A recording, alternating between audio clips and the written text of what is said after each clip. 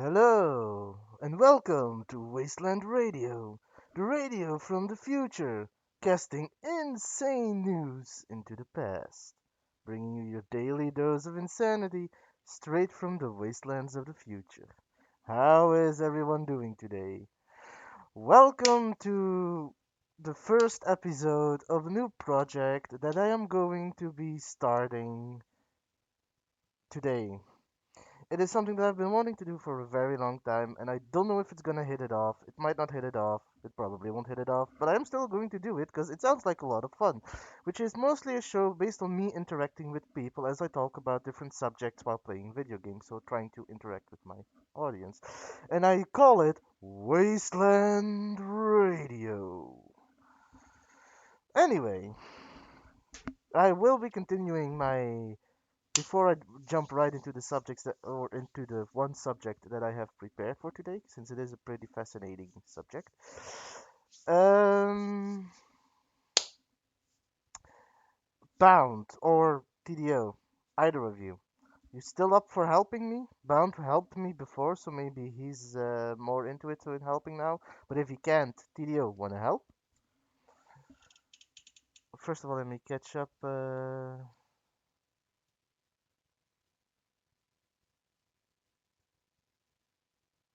No, the sunglass emoji is here though. That's the sunglass emoji.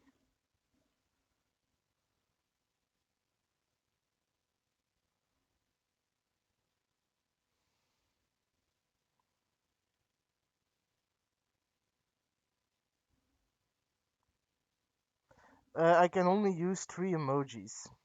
So I had to choose three and I chose the three I like the most. I really like the sigh, but between sigh and angry, I felt like it was a little bit too similar.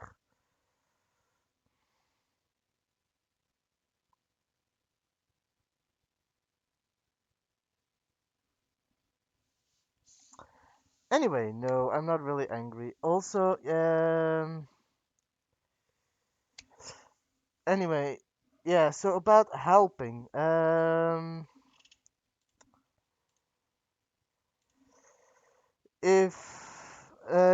If you would be so kind as to again keep track of where my secret missions are. I'm doing this on the first.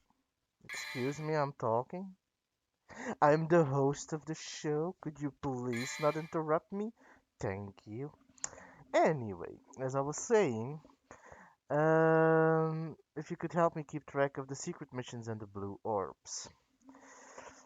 I'm currently into mission 4, and up until mission 4, I should have everything. And the reason that I want to do this on the first playthrough is because apparently I keep everything. If it's the same from the first game, I keep everything after my first playthrough. So I want to get that over with and done with so that afterwards I can completely focus on the combat. But I can't do it alone because I constantly need to tap it back and forth. So I was wondering if either of you would be willing to help me out. Apparently, though, Bound is a little occupied.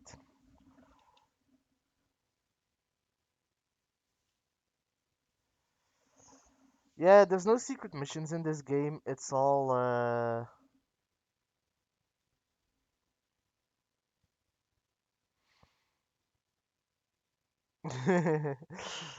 Also, hi Nat, how you doing? But yeah, um,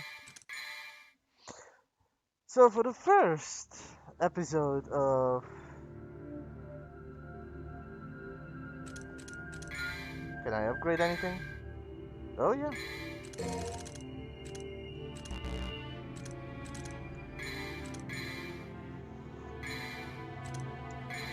So for the first, I'm first gonna hop up.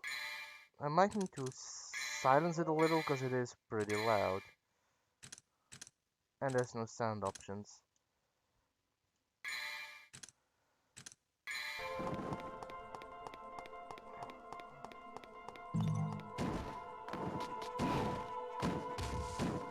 I'm doing alright. Lol.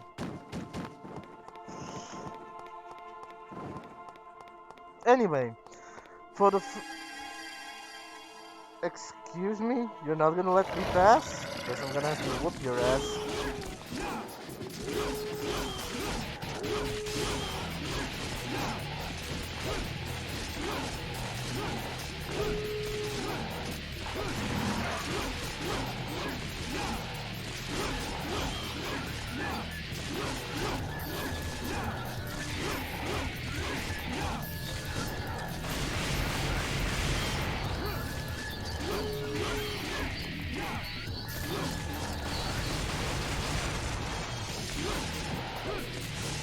Okay, that's one.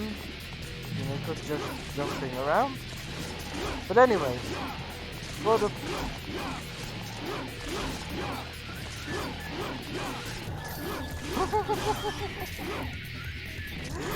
or they really have piss poor aim.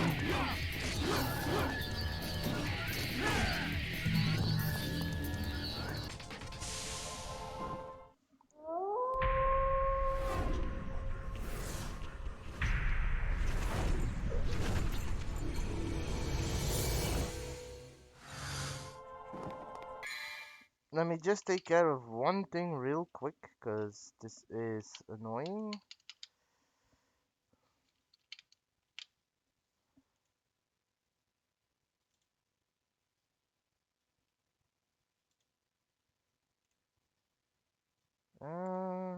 I'm gonna turn it down a little because it's a little too loud. Which is pretty ironic considering that I want to talk about sound and the power of sound.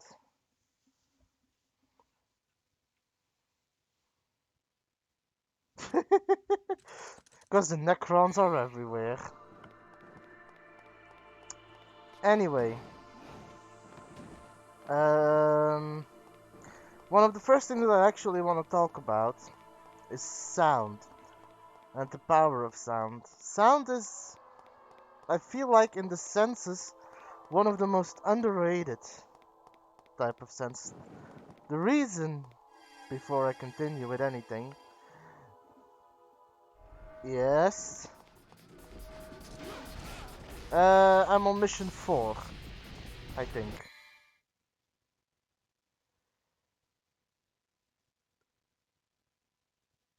I don't know. Wait, no, I don't think so.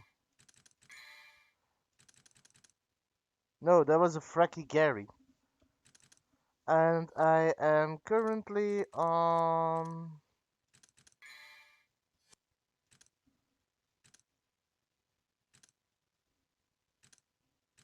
It doesn't really say what mission I'm on. Let's restart real quick, then we'll see. I'm on mission 5. There you go.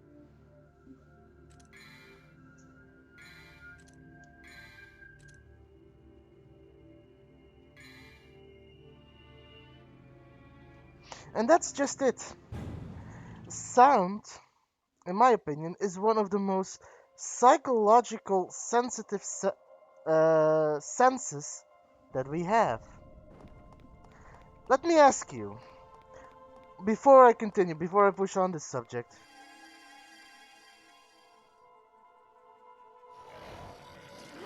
not just horror games, horror movies, but yeah, I'll definitely keep an eye out. Booyahs should be flying enemies, I think.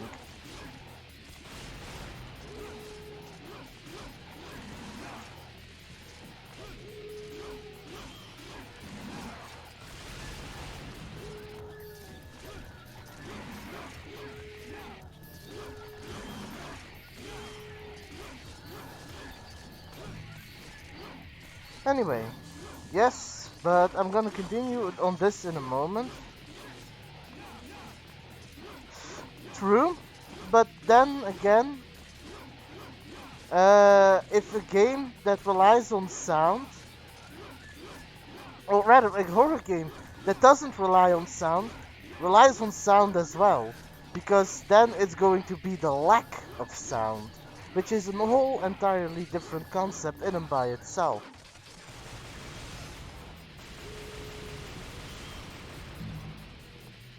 Anyway, I was done with that wolf.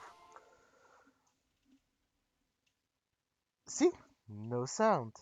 Also, there is no sound. I don't know why it's bugging out, but it is. Anyway,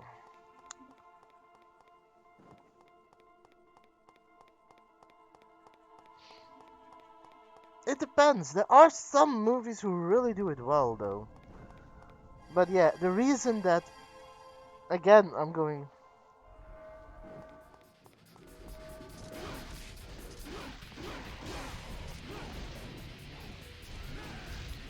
I I did play Stories Untold. I don't know if you were there actually. Were you?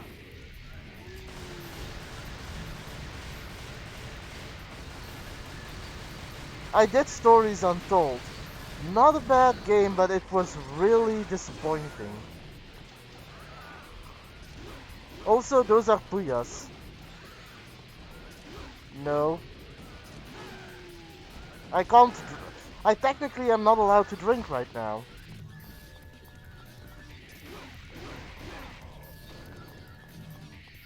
Oh god. No, not that chapter.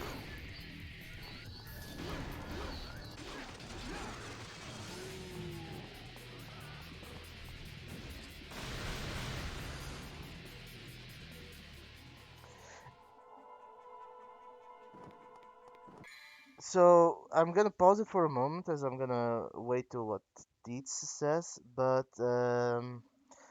as I've been trying to say, and I will continue every other branch subject on this in a moment, the reason that I'm bringing this up, beat the Puyas, and on your left the tunnel gets unsealed. You instead go right, jump into the higher path, search the double doors there, and you'll find one of them to be the secret room in level 8. Okay, so the reason that I bring this up is because sound, I feel like, is pretty important in Devil May Cry. Especially because there is a bit of a consensus that of all the Devil May Cries, the second Devil May Cry is probably the worst one. But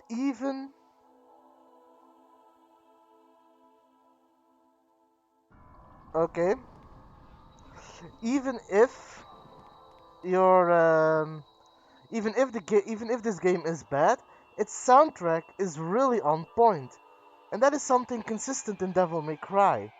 Its action soundtrack is one of the best action soundtracks in games. I'm not gonna say the best.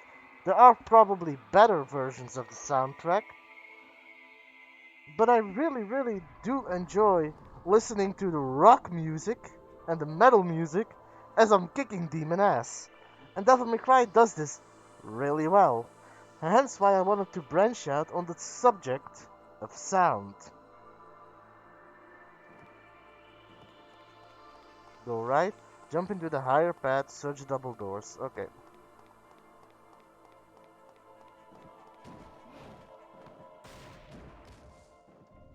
There we go.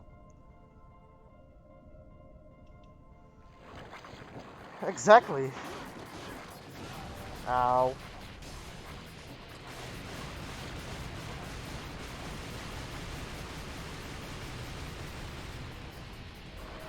Like, just listen.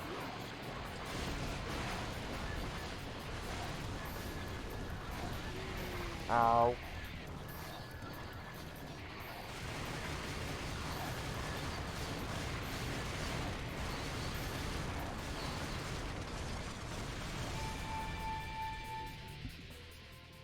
Like, just listen to that music. Okay, I say it as the music stops. Typically me. But that's a really good soundtrack. And this is...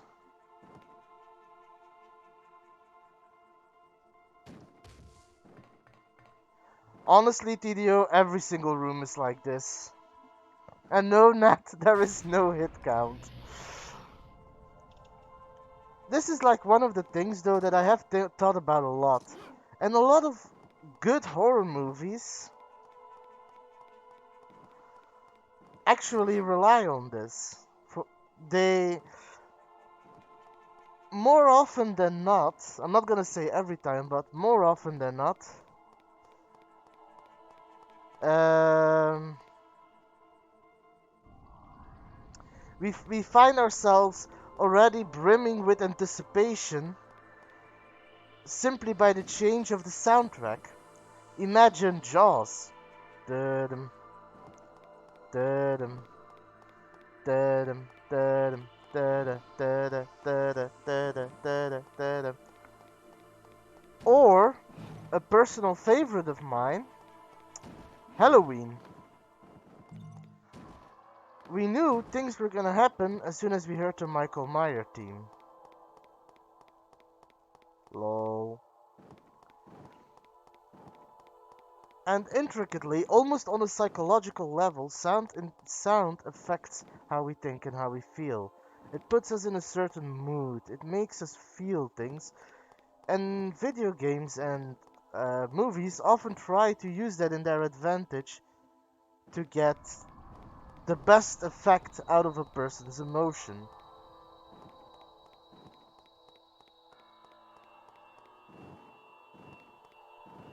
Oh, hey Haru. Welcome to the Wasteland Radio. How are you doing?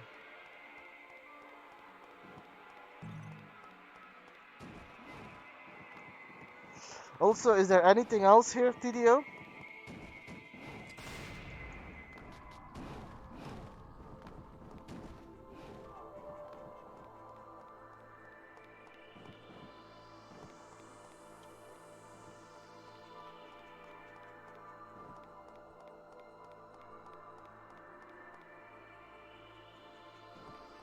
Okay, I'll do that in a moment. As soon as I know where the orangutan is.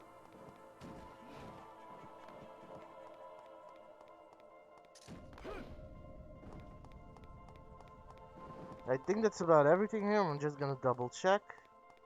There's nothing else I can break. Like, listen to this. Just this sound already. It's drumming up the action. It's calm now. But it is... This kind of sound is drumming up the atmosphere for when a bass drop happens as soon as the fighting breaks out.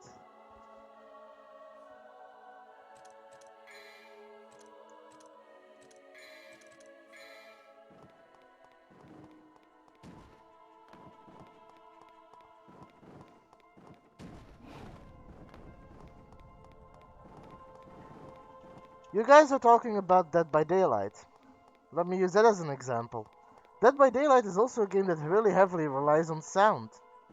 Just knowing how far or how distant the killer is with a heartbeat. We often forget how much we use sound in our daily life. So whenever we're like, which sense would we want to lose? Yeah, music really is. God damn it.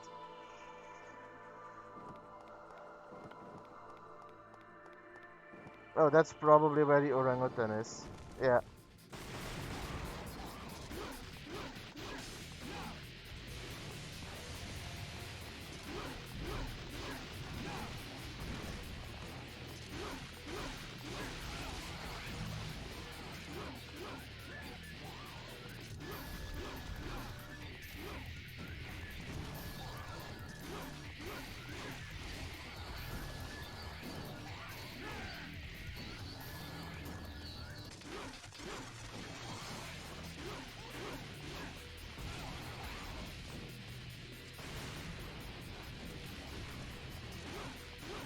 I'm gonna focus. Oh, I'm gonna try and focus on the fighting a little bit. I'll continue what I'm saying later. But the music really is masterfully crafted here and very well done. And it is part of the charm of Devil May Cry.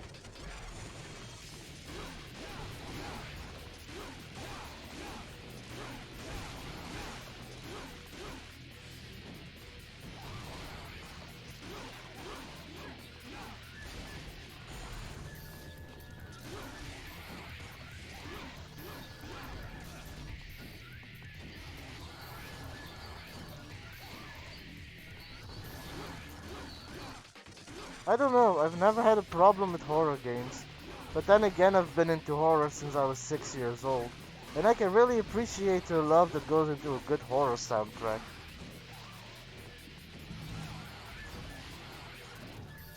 I know you're not. Lol, TDO. You forgot something. No, you're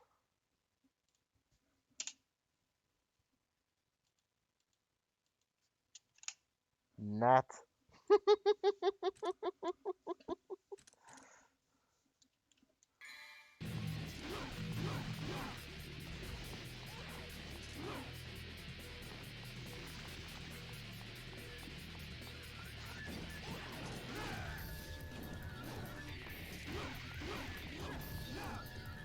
Honestly, did I at some point pick up a green orb? I didn't think I recovered that much life.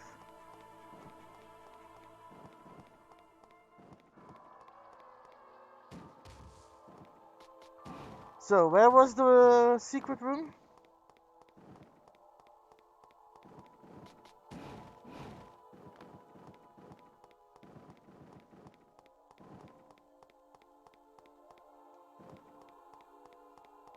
Because I needed to jump on the bridge and then something else, but I forgot. Bridge and go right. Okay.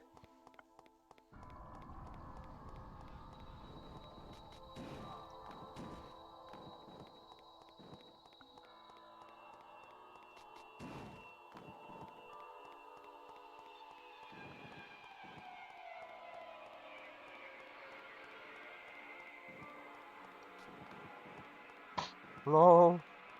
Honestly, if that's the secret room, I'm not gonna continue the missions. I'm just gonna sit myself there.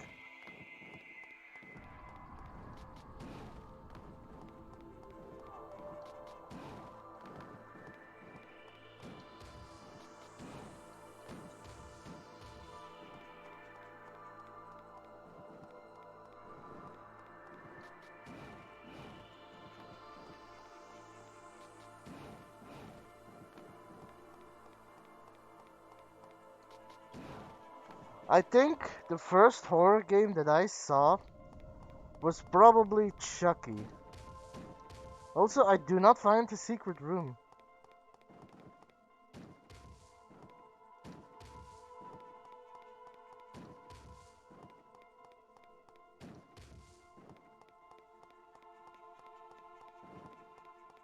Lol.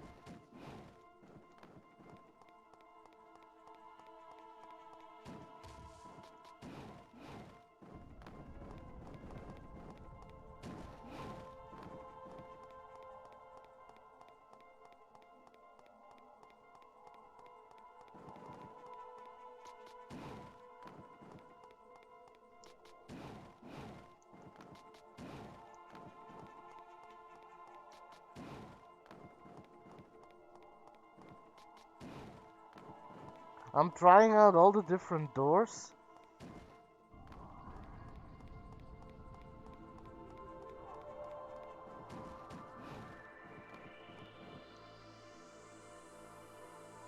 Found it. Also, that wasn't the right, that was the left. Excuse me.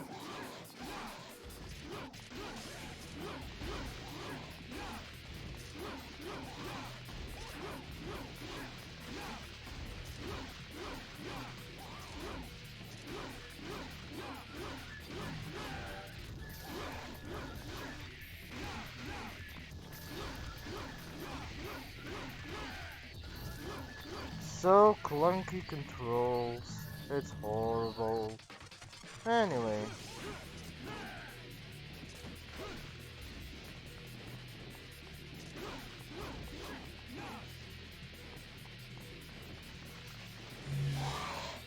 Another reason why I feel like sound is important is also more daily life. Like I'm using horror games and horror movies, for example. But think about how much we use sound almost subconsciously on a daily basis. How many people do you know in your immediate surroundings that when crossing the street don't always look but simply rely on sound? hearing a car approach, which is also becoming dangerous because Tesla cars don't make a sound. Whose genius idea was that? Anyway, we use sound so much, but most people, if they were to ask, what kind of, what senses would you give up? Most people say sound. I don't know if I would be that willing to give up sound. Not saying that the other ones aren't important, but sound is a little undervalued, I feel like sometimes. Exactly.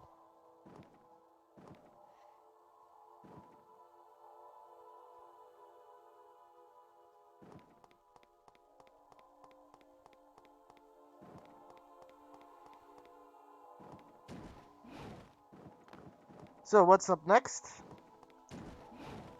And also, TDO, I really do appreciate your help. I just want to emphasize that again. I really do appreciate that. You too, Bound. You were also helpful the other day. Um,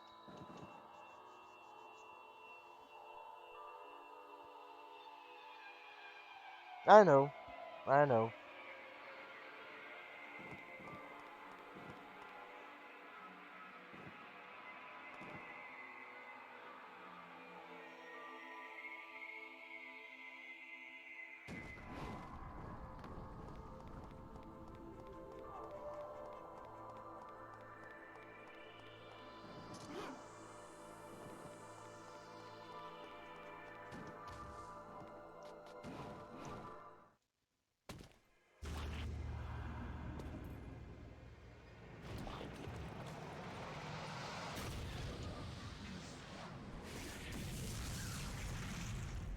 Bang, bang.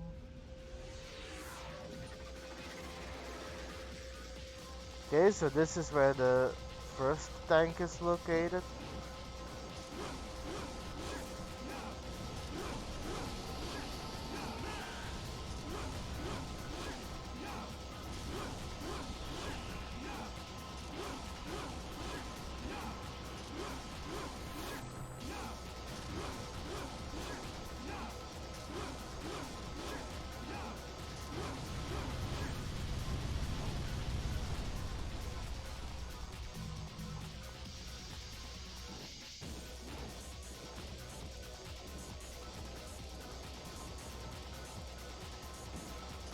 Also, listen to that kick-ass soundtrack. You gotta admit, there aren't many games action-wise that got Devil May Cry beat on music.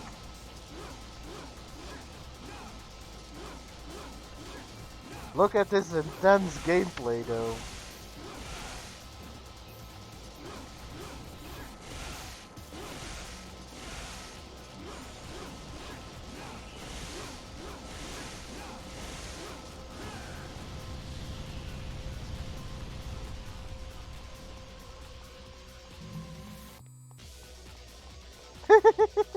I know, right?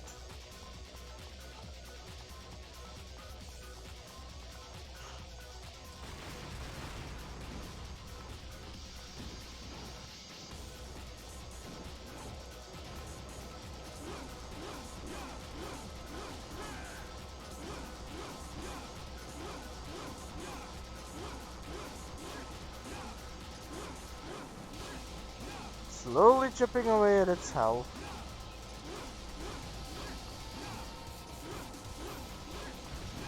No. Well, not that I refuse to play them. I just haven't gotten around to playing one yet. I do want to play Isaac's Binding.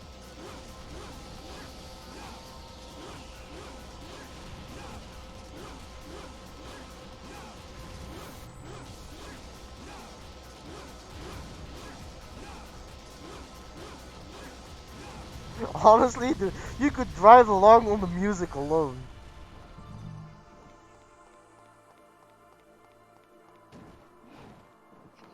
So,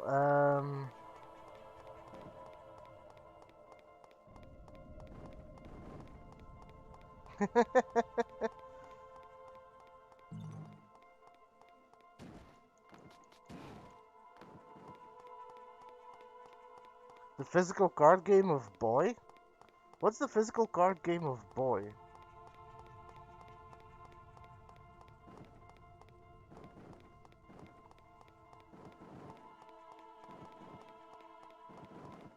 Oh, Binding of Isaac. Okay. Get to the chopper!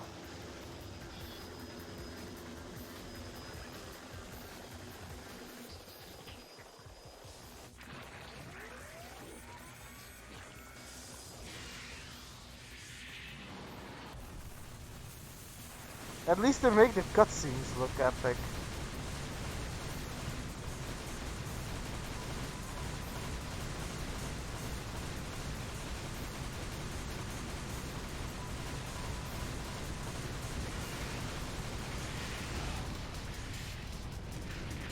In Devil May Cry 3, I think, there's also an enemy that shoots missiles, but there you can actually ride the damn thing.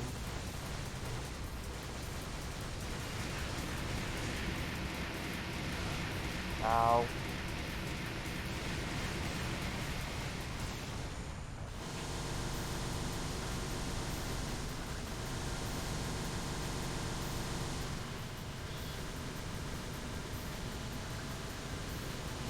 Most intense gameplay ever.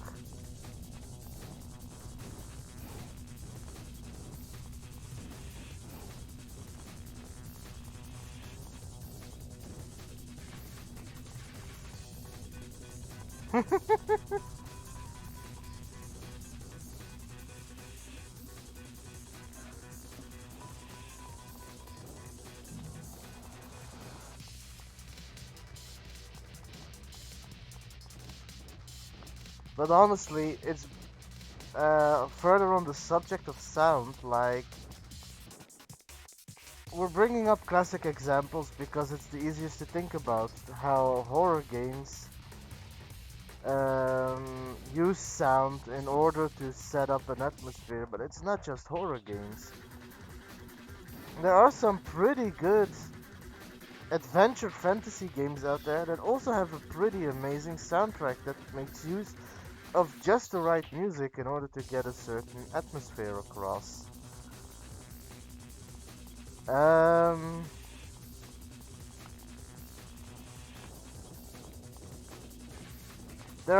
It's gotten to the point where there are a lot of video games where we can recognize what game it is simply by the soundtrack.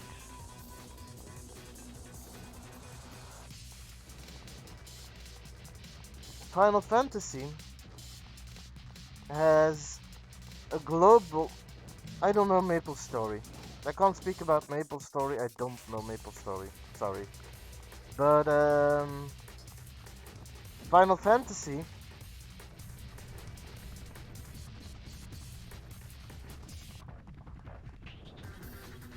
excuse me,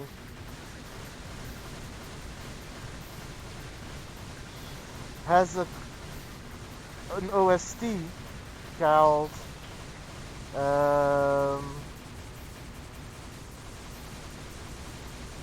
Crystal Team. And Crystal Team is an OST that appears in every single Final Fantasy.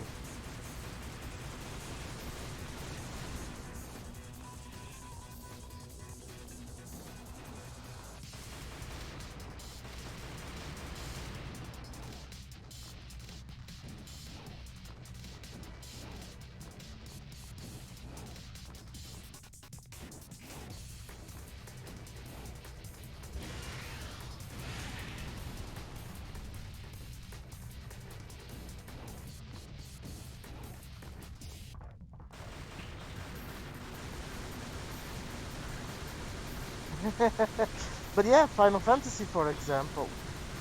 Excuse me? What was that, Dante? Ow. This is where I'm gonna die.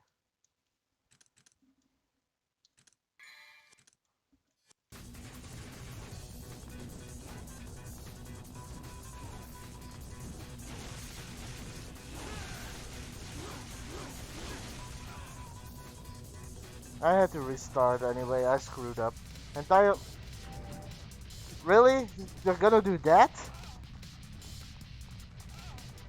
You mind letting me get to where I need to go? Thank you. No?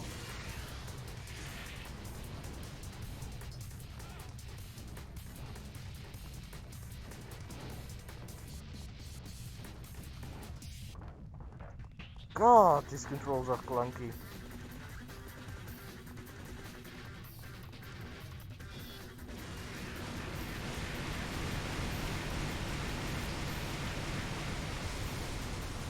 That took more than it should have, anyway.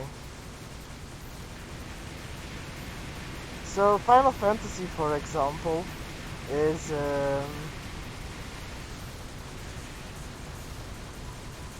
no, no, not even the music can fix that. But that was entire. Well, no, not really. Part of it was my fault, part of it was just shit controls. But,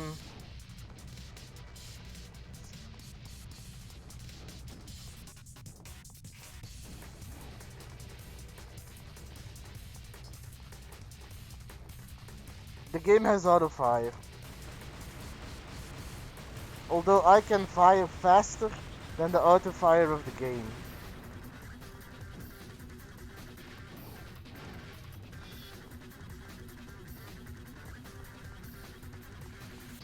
I mean, 80s? I don't think Devil May Cry was from the 80s, man.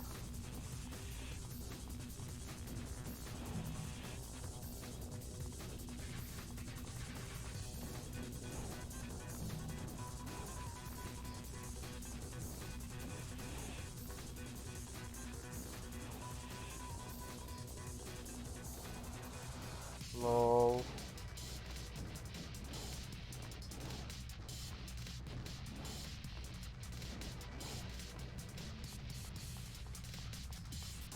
I'm not gonna fall. Not again. Proceeds to fall.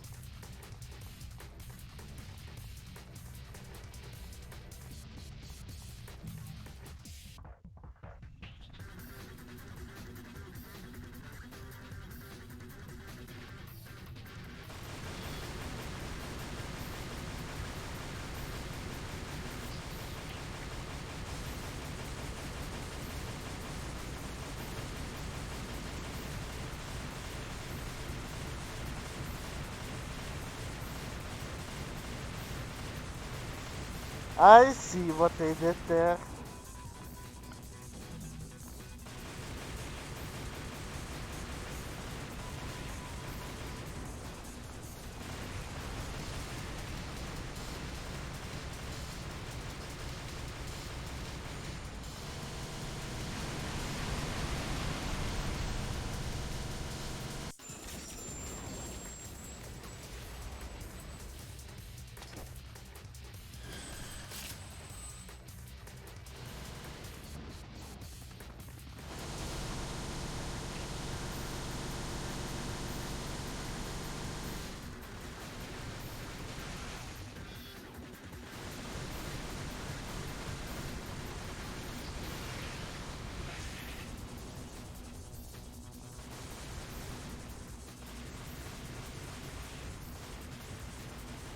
Yeah.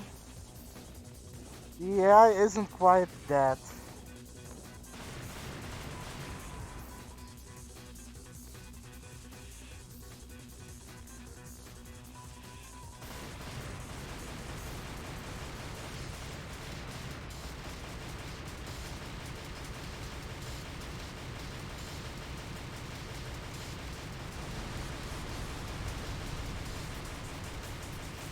I don't think I'm damaging it.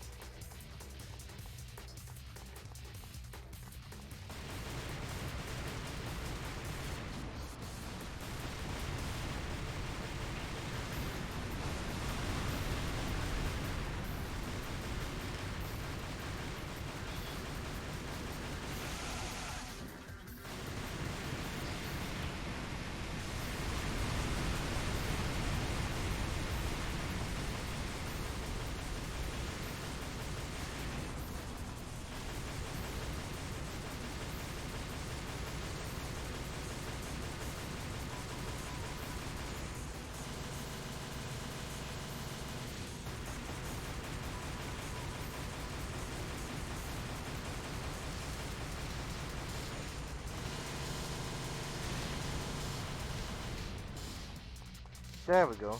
Problem solved for now.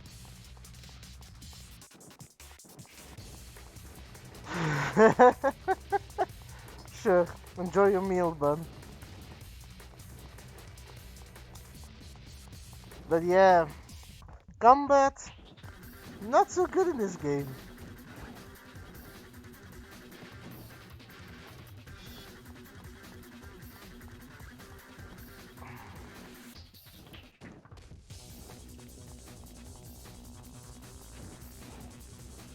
Although I could technically dodge it, I was tired of it.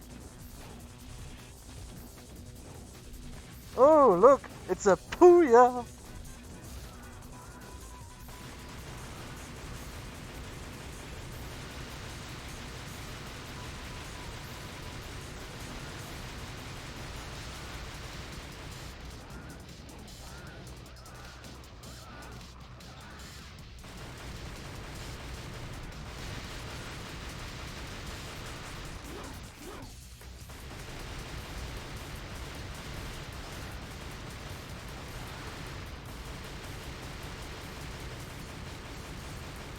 Sort of, yeah. Anyway, I should probably continue climbing for now.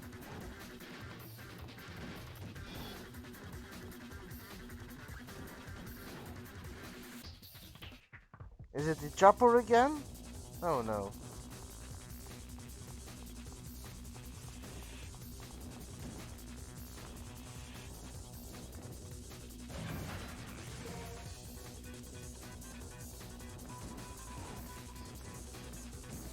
Hey, I found a blue orb. Found myself.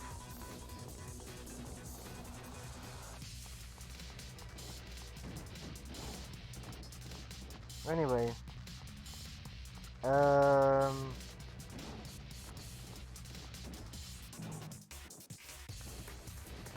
Sure, I just took the green one.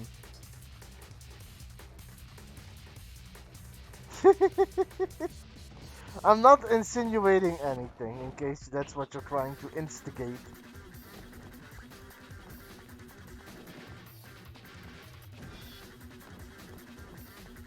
I wasn't accusing you. Like, guides are still written by people. People make mistakes. Ooh, yellow orb. Not gonna lie, I agree with that statement. I mean, look at where I'm broadcasting from. There's not much left of human ingenuity.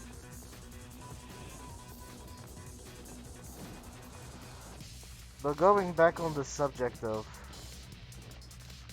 sound.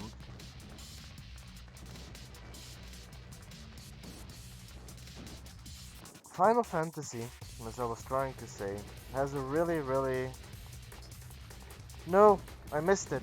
What is it? I'll do that first before I continue.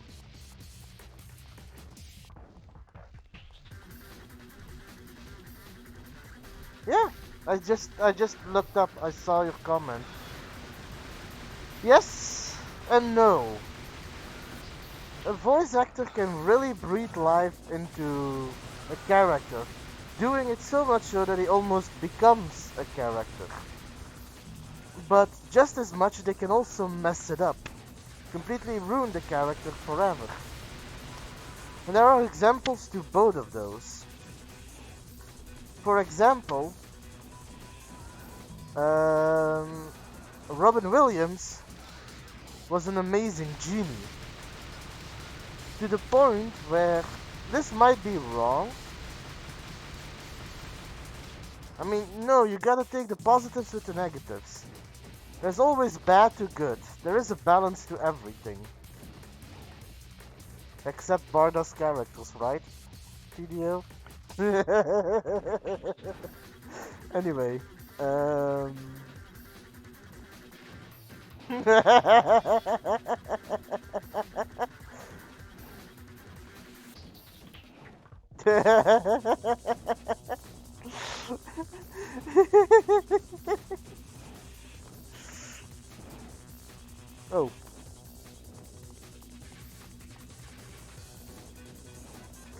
But Robin Williams was fantastic actor.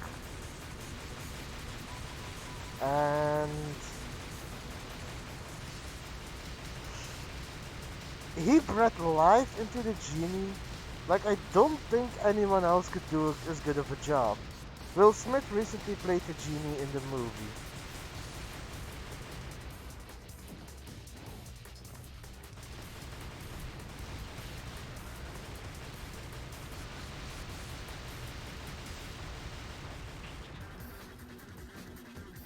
Oh yeah, that guy does a great job.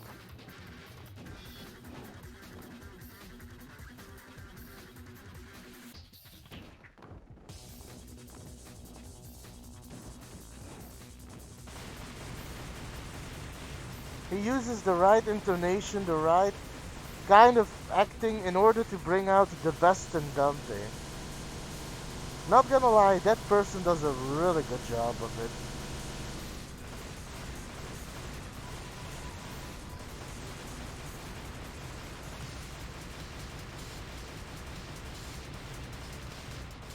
But as I was saying, Will Smith recently had to play in the movie for Aladdin.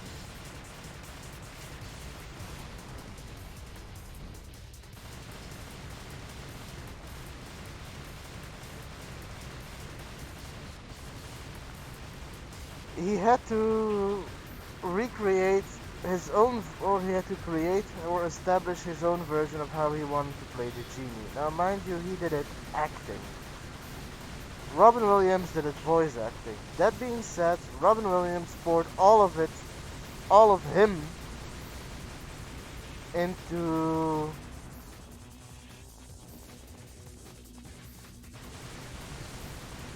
creating the genie. So much so that the genie has become a character a lot of people love by its character, and there is probably nobody going to be able to recreate it in the same unique, quirky way as Robin Williams did it. So during the movie, Will Smith actually made his own version of it, and he did a pretty good job of it. I haven't seen Aladdin yet, so to give a conclusive evidence, I'm gonna need to take a look at when I'll need to give an opinion when I saw the movie. But he tried to give it his own spin. And from what little I've seen, because I do have watched some trailers and such, and I've heard him sing the songs, he does a pretty good job of it.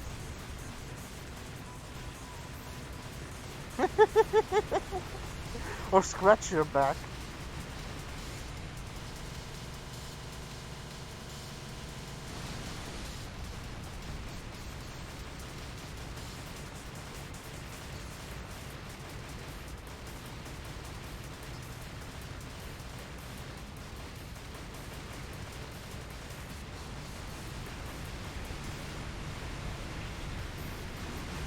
No, go ahead. I never said my stream is family friendly. Although, Nat is underage. Just saying.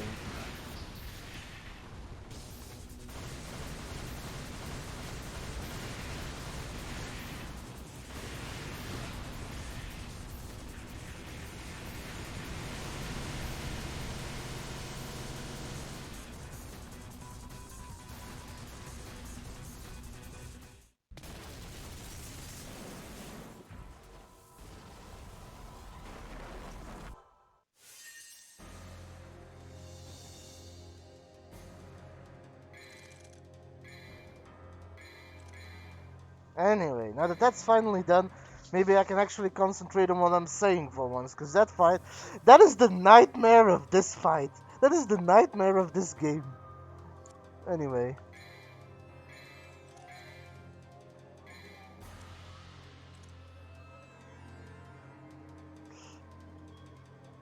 No, you know what I mean, TDO. You know what I mean. Anyway, so yeah, voice actors can really do it great, and there's a lot of good voice actors out there. Like I'm trying to come up with examples, don't mind you. I don't know the names of the people playing them. But there are some pretty good voice actors who are on point. For example, the voice actor of Alucard from Helsing Ultimate. I think he really does a very good Alucard. He does it really well.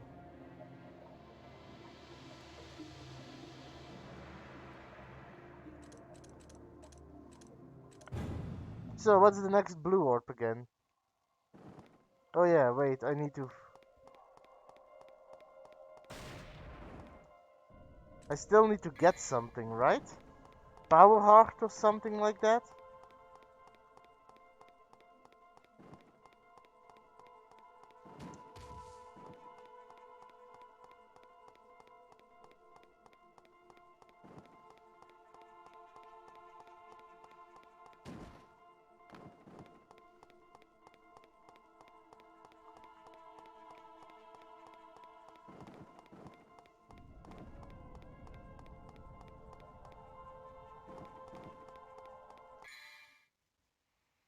So that is one we're gonna need to redo.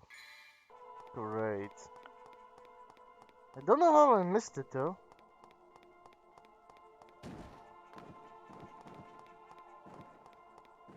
Probably.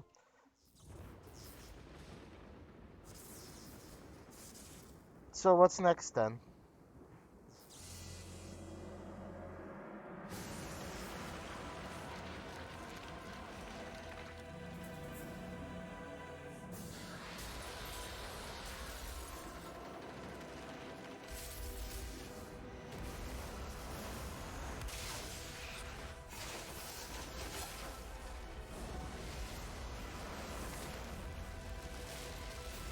Also, let's hope that nobody actually lives in this town. Bobo.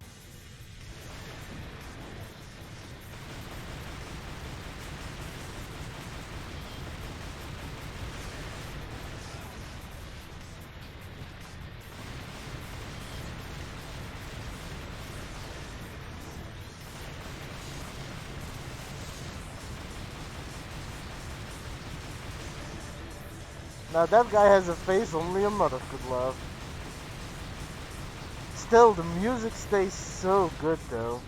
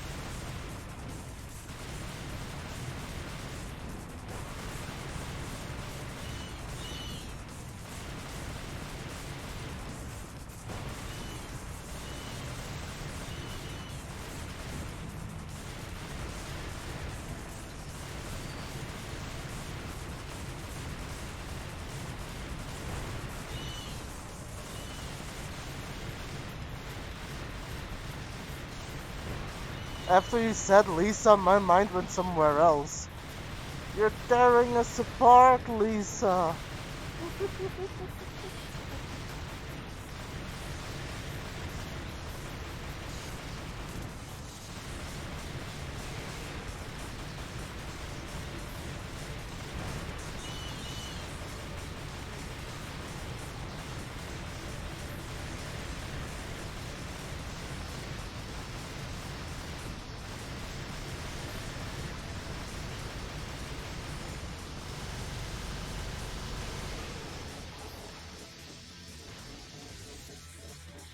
This guy needs to get ahead in life.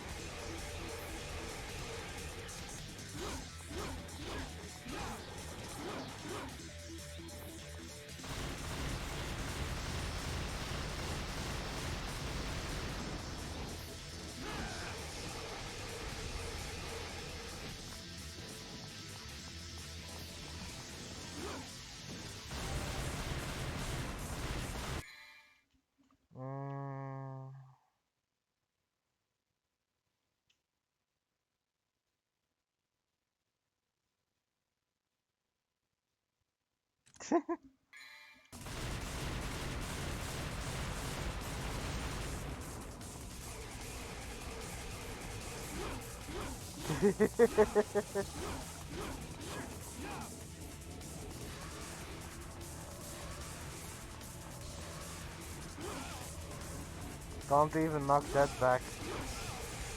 What a boring fight that is.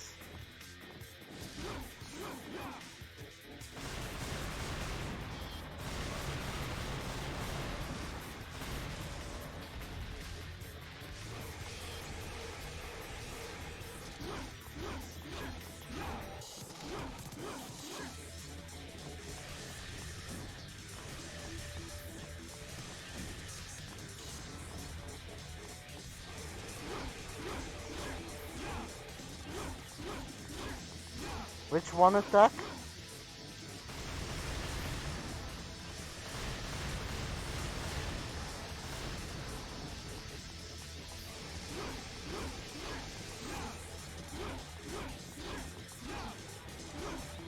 Yeah, this boss fight is pretty boring.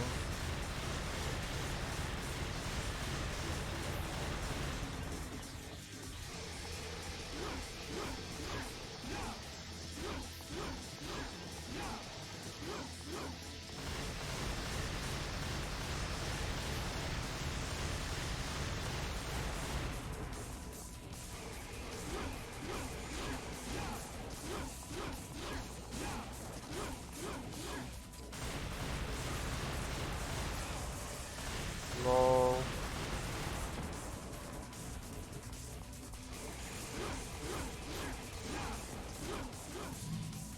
Finally. Sin City. Okay. Ouroboros. See? This is just a remake of Resident Evil.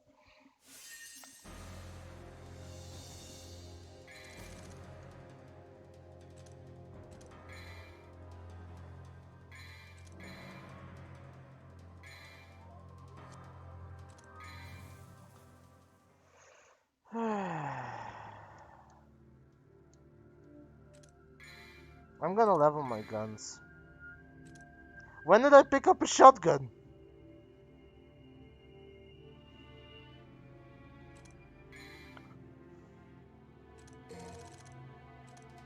I mean, I guess?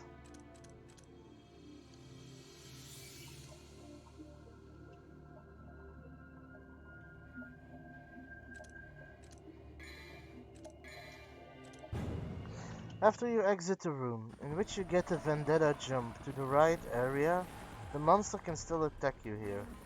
Go to the right of the area, under the staircase, and search the wall to find the secret room 11. So the one secret room we missed was secret room 10, right?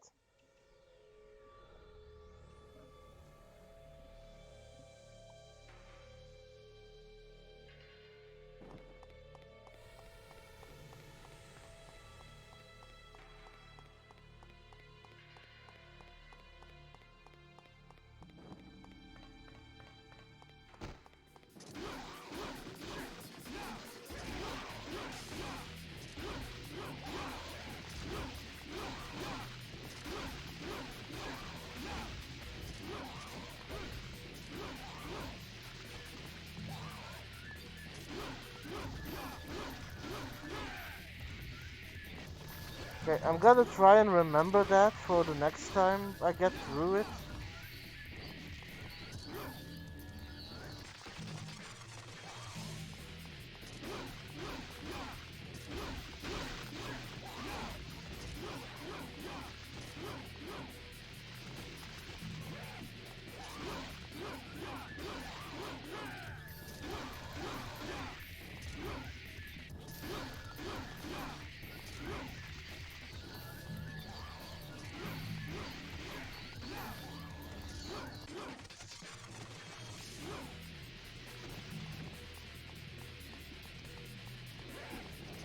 Honestly, it's true what's been said earlier though. The biggest saving grace of this game is its freaking soundtrack. Honestly, I don't even care I'm fighting, I'm just listening to the beat right now.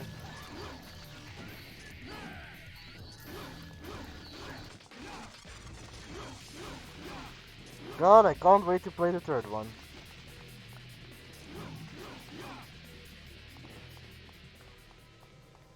I mean, yeah, I can get that, especially since you're just watching, you're not really playing.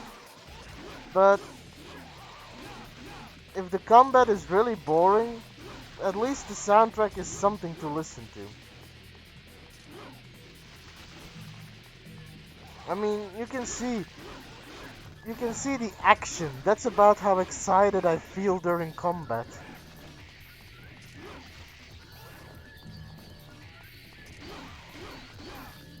I don't know, I don't think so.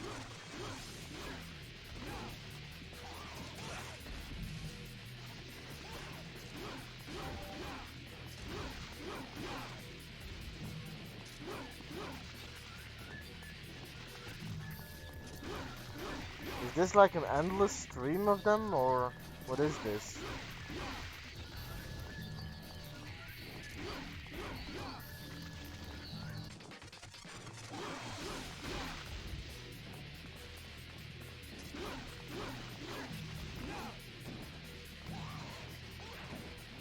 I'm starting to think they always respawn.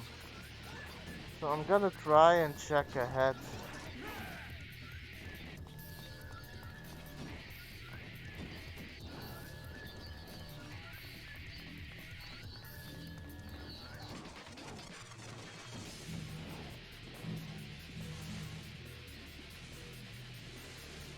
Okay, this looks cool though.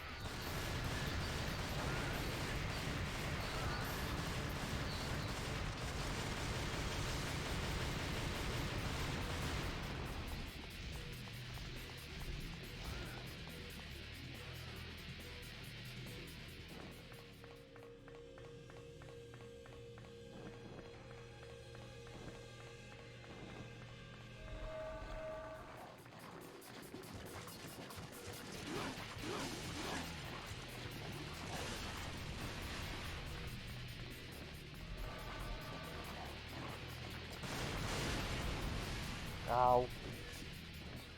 Right now I'm just worried that whatever I'm gonna do, I'm just gonna skip ahead, so I don't know which way I'm supposed to go.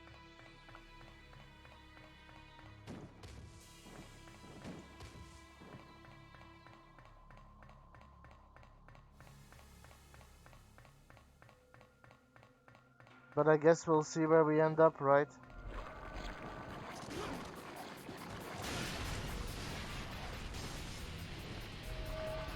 But if it's just like the heart, I might end up missing it.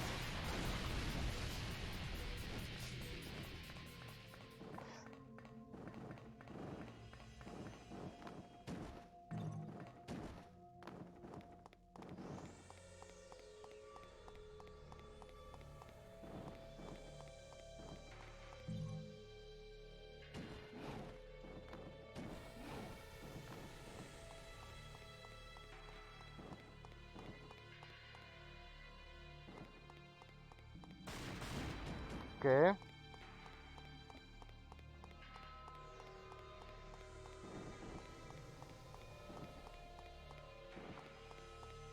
I don't know, man, I really don't know.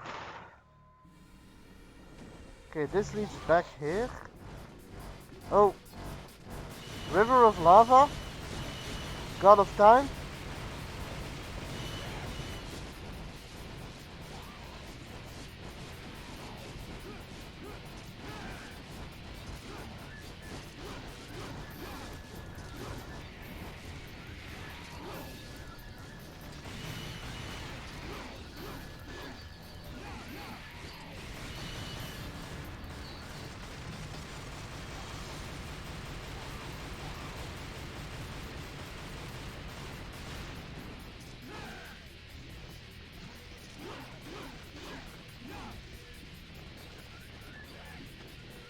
Okay.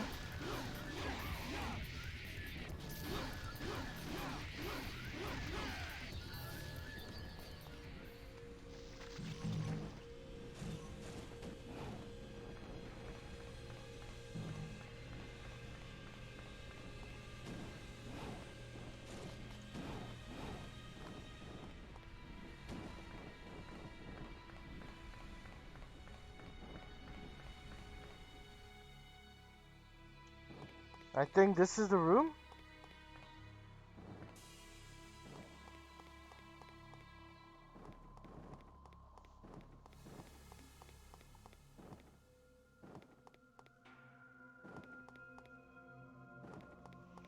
Hmm.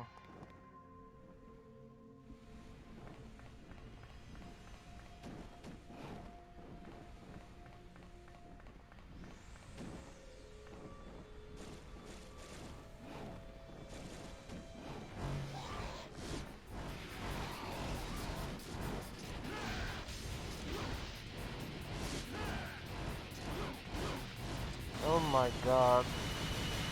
The flapping, the choice of the sound for those wings are annoying though.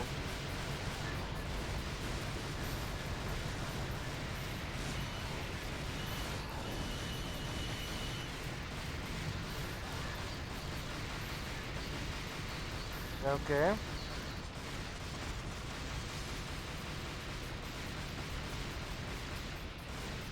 Well, you never know. With this Devil May Cry, it's not like a river of lava is gonna stop him.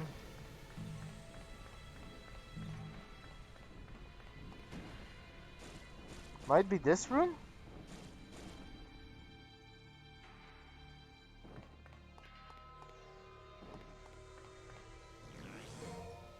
Vendetta.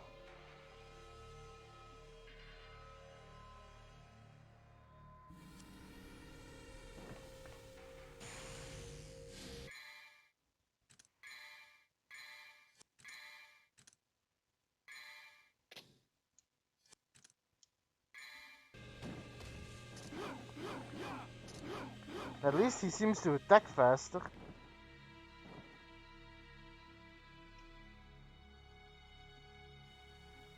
But besides, don't worry about it. I know you're trying, and you really are helpful.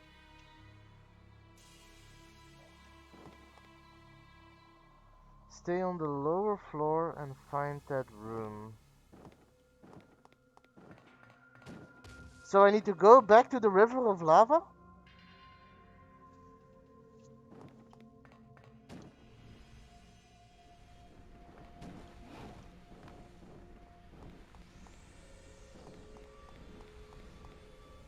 Oh, found it.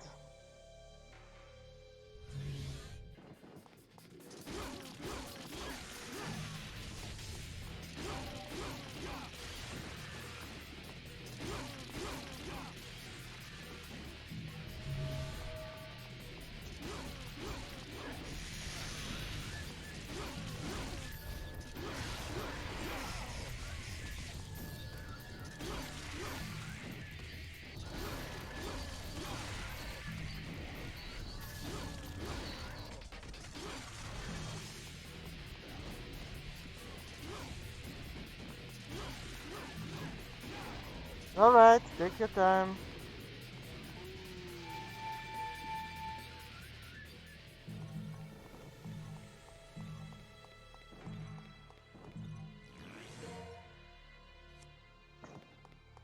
So, a little back to real talk, back to the subject at hand, sound. I've actually wanted to become a sound engineer.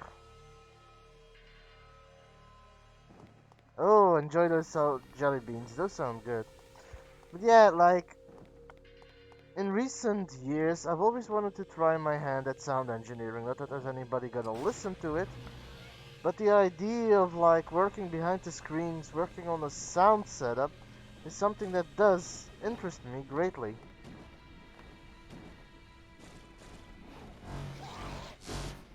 Oh god.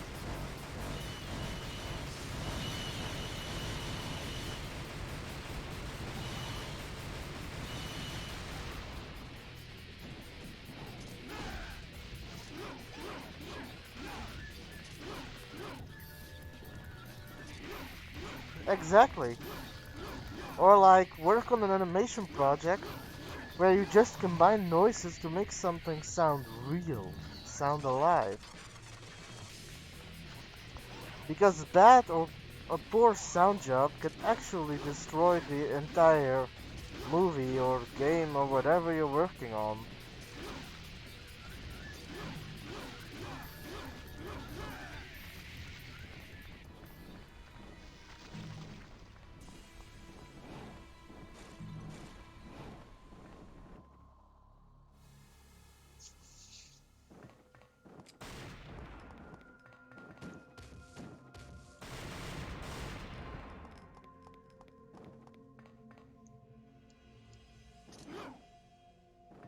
That door is closed tight. Welcome back.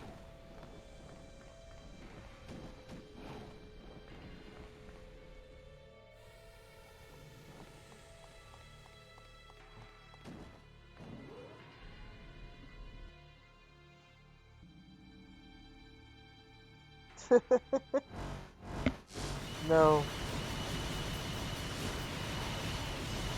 I'm not gonna sound engineer farting noises.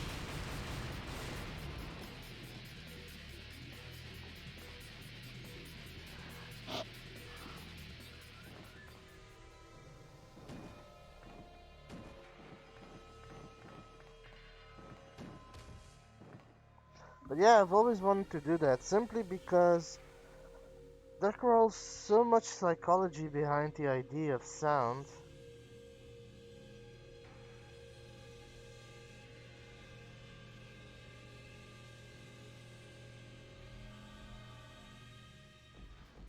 Okay.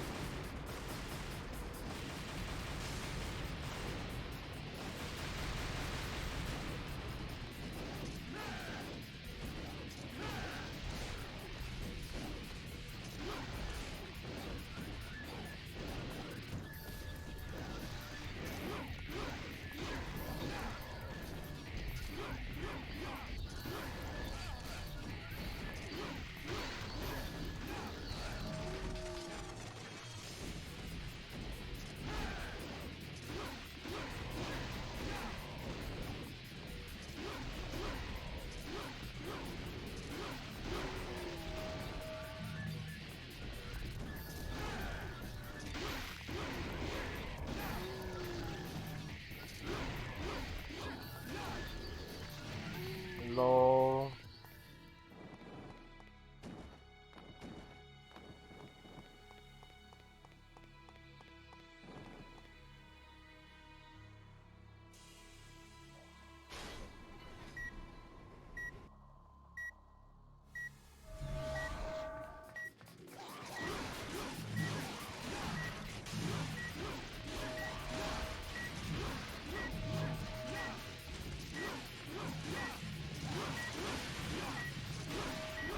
That beeping is gonna get annoying though.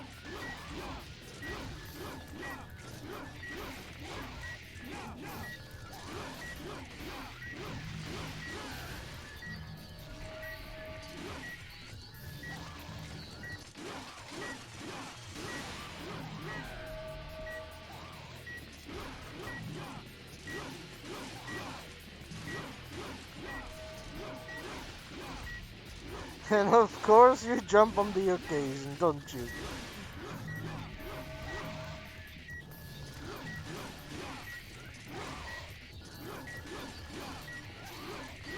Anyway, sound. Annoying as it sometimes can get.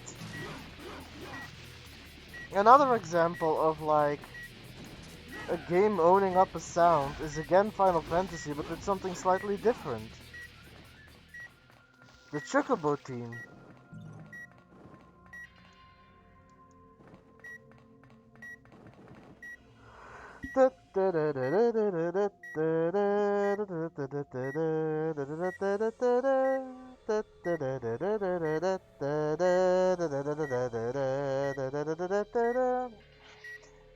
The other day, I actually was watching or listening to a video.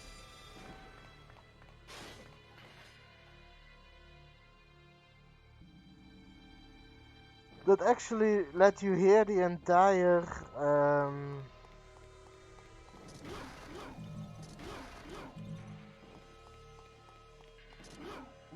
Chocobo team as it changed from the first Final Fantasy to the last Final Fantasy 15. But it also showed the differences between Game Boy, GameCube, and SNES soundtracks.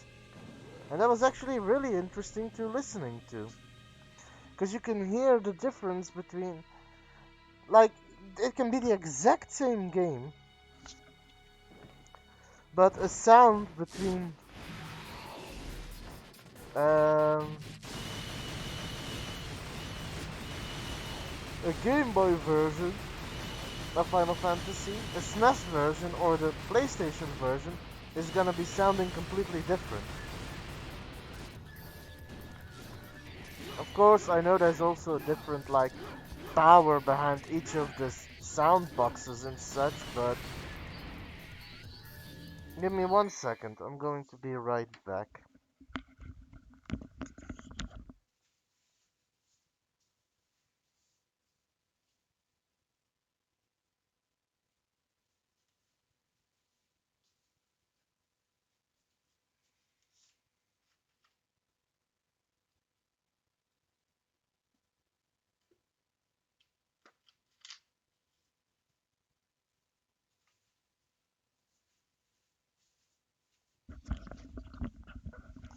Sorry, there was some beeping going on in the back of my bunker and I had to shut it up.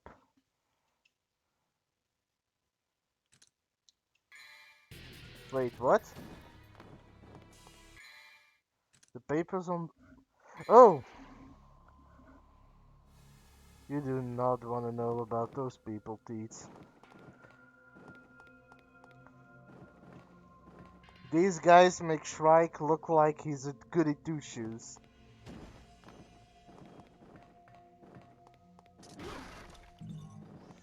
These guys make Deldrimion look like a good guy.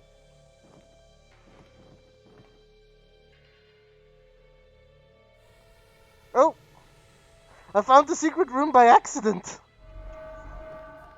I never said he's a villain, but can we say that he's actually a good guy?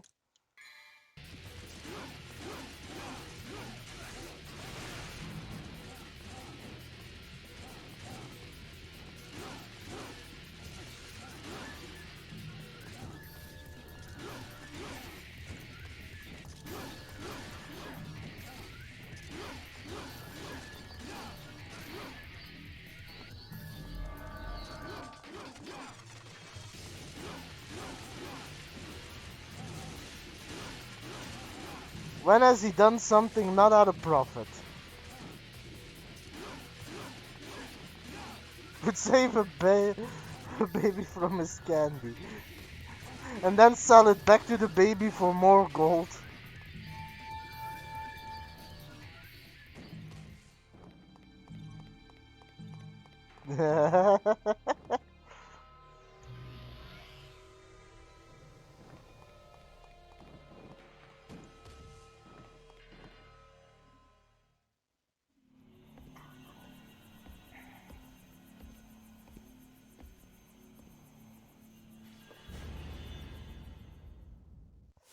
Well, hello, Jin Kazuma.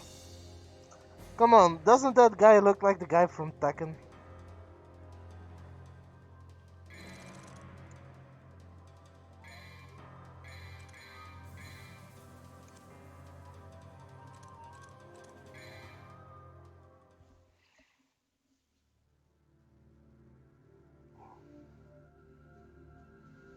A challenger shall rise while the king evades.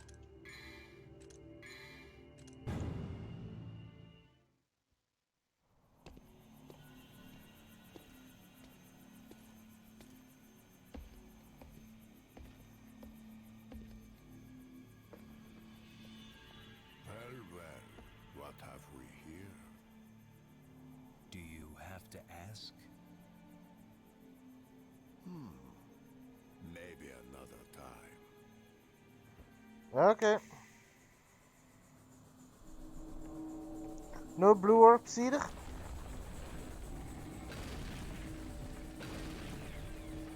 Although for now, we should probably do secret missions and maybe next time do the blue orcs. Focus on one thing at a time. I'm gonna bet it's just this boss fight though.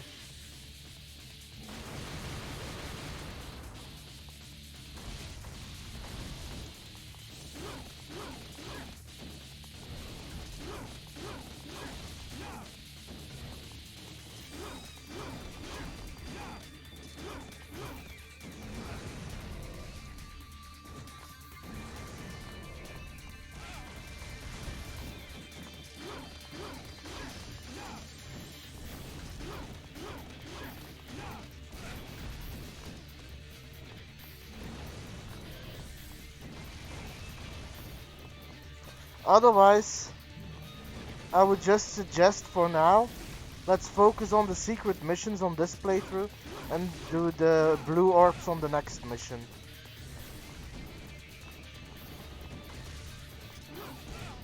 Next mission, next playthrough.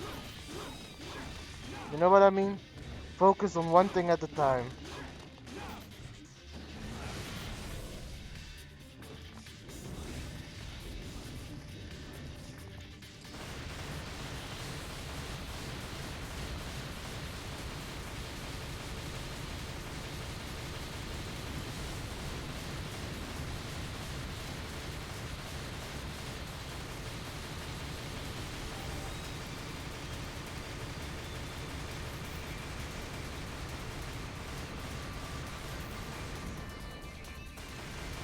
Apparently.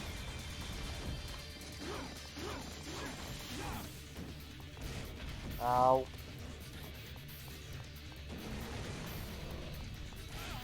Ow. Ow.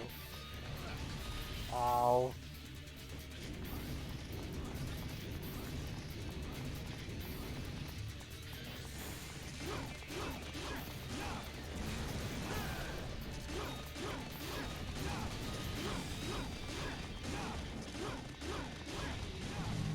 No, I don't think he thinks it's disco. I think he's trying to be Rammstein.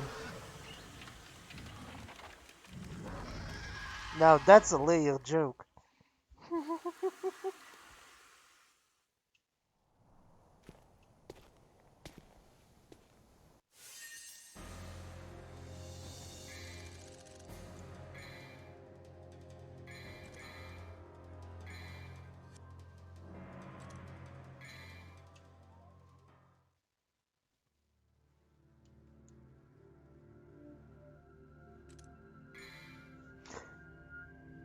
So, what is a couple of your guys' favorite soundtrack? Let's stick for soundtracks right now. Let's not dive into music because that's a whole different can of worms. Music is also part of sound, but it's not what I want to focus on right now. Not on today's podcast, anyway.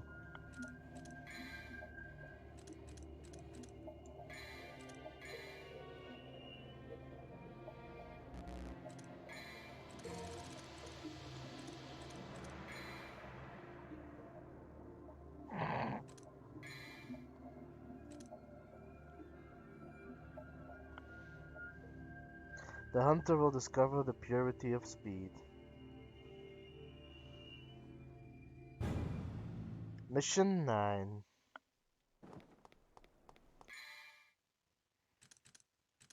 Equip, guns, shotgun.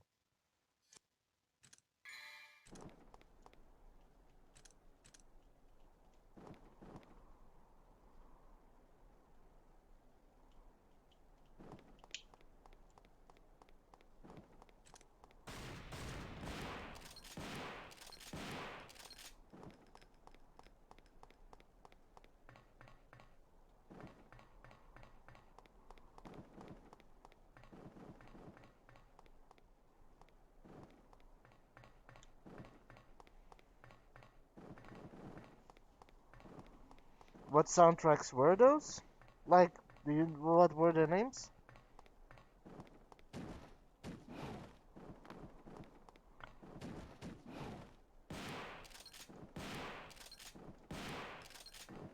'Cause that makes sense physics, right? I only know, admittedly, like by heart, I only know one soundtrack. I think it's from Skyrim, and it's the opening theme or something. Caution. Hmm.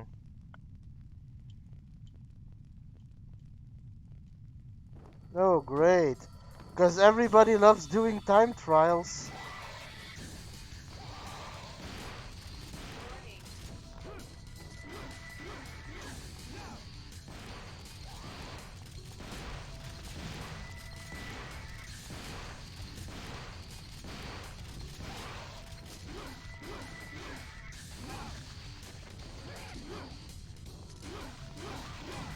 Hmm. No, I don't know if it is the same team that I'm talking about.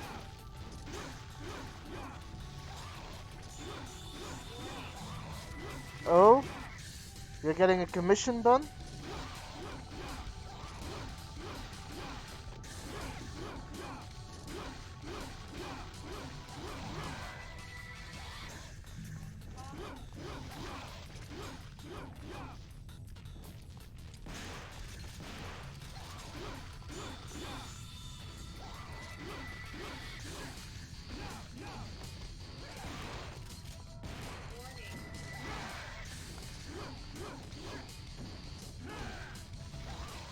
Oh,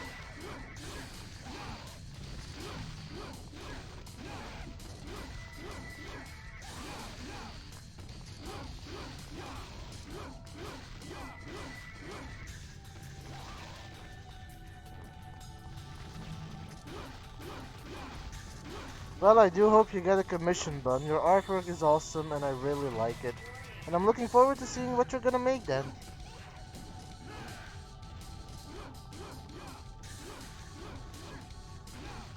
Honestly, Bun, if I have money, I do want to commission something from you as well. Caution. Ah, fuck these monkeys.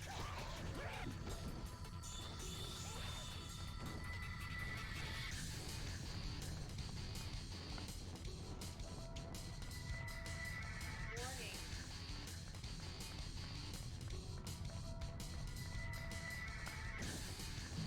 Okay.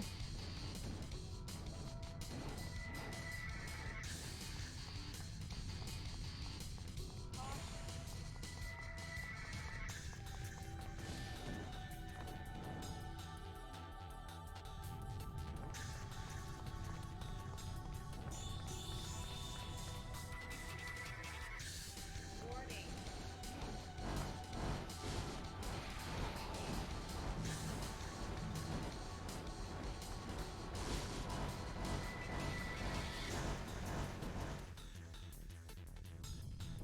Okay.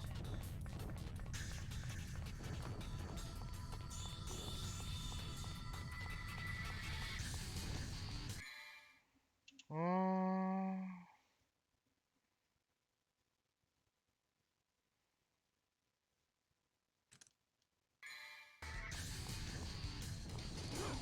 I think these are the three things. Warning.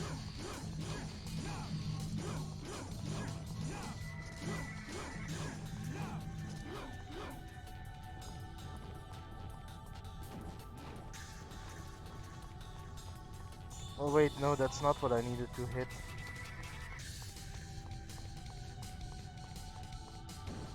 I forgot. What drawing was that again?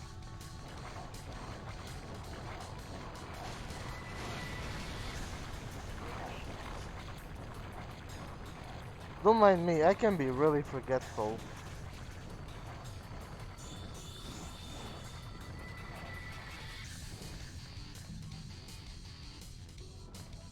Caution.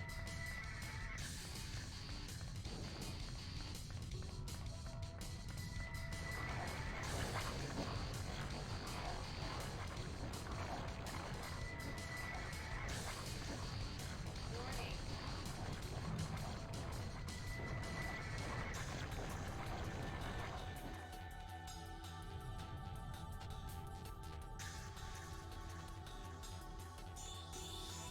I think those are the three things.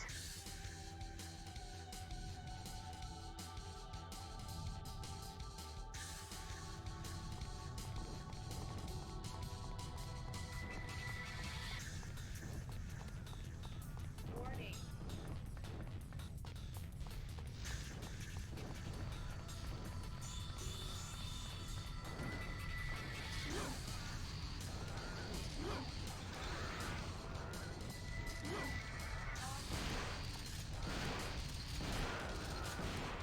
Okay, yeah, I do remember that.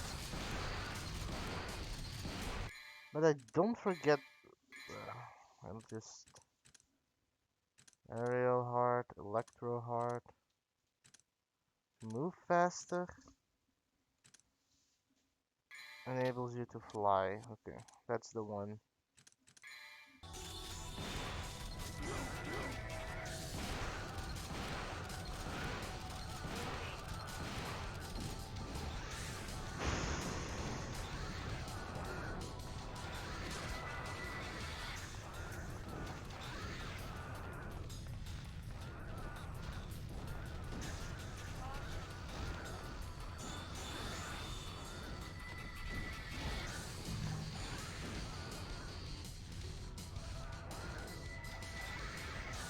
Oh,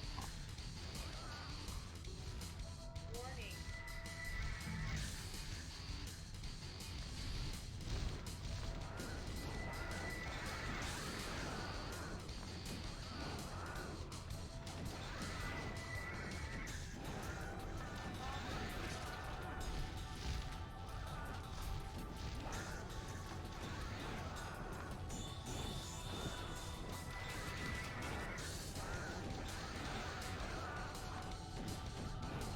Warning.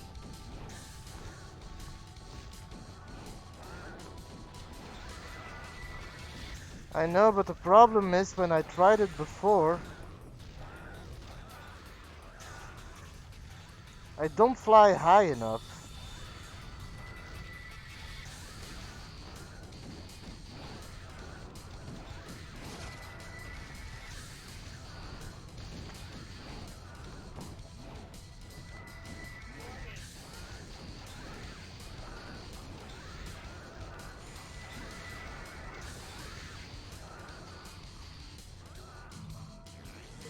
There we go.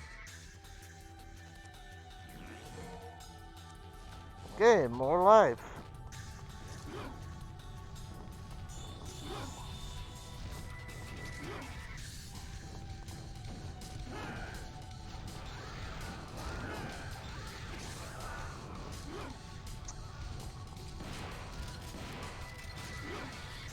Warning.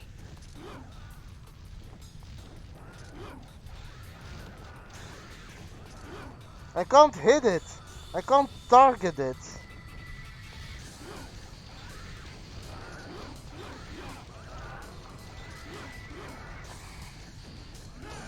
There we go. Fuck's sake. That was much harder than it should have been.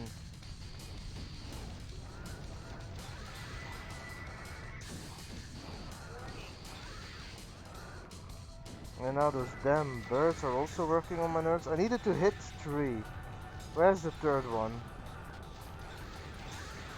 Oh god, it's all the way downstairs, is it?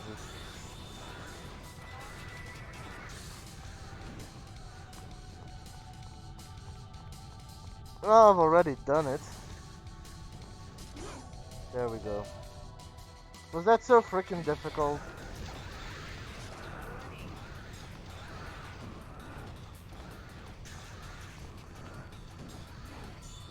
Apparently.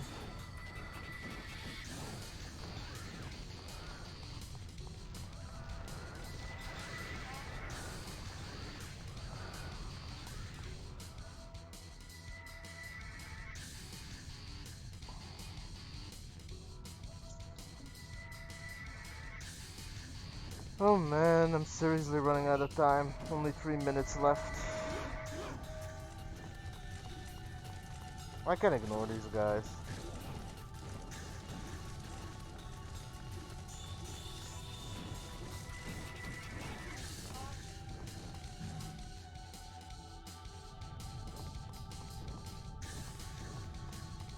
Oh yeah, sure.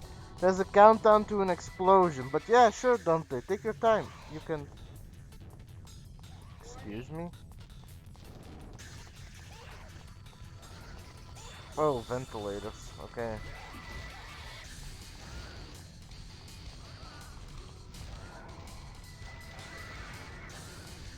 Caution.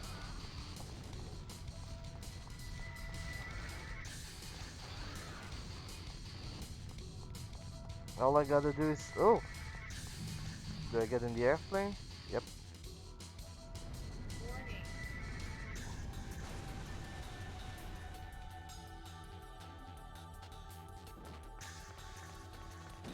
It's not like it's already hard enough because it's a freaking time trial mission. Caution.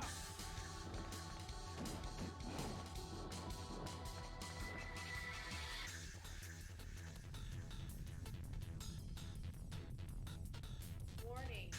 Wait, what did I do?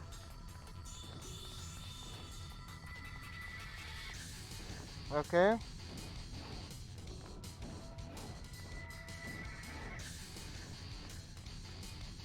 Caution. Yeah, I'm not following either what's happening. See, this is my problem. Like, why am I even in this factory at this point? Or what Warning. am I supposed to do now, for that matter?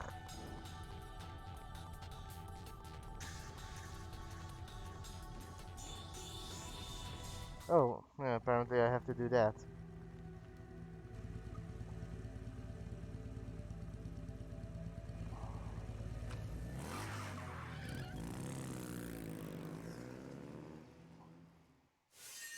Wouldn't that just be repeating the previous Devil May Cry at that point?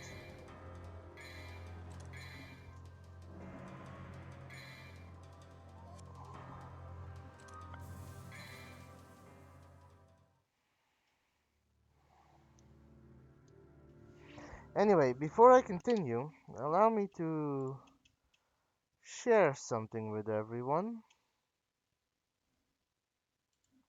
Um, as we were talking on the subject of OSTs, allow me to share you my favorite OST, which is from The Legend of the Dragoons. It is probably one of my favorite OSTs out of every out of every single video game that I know.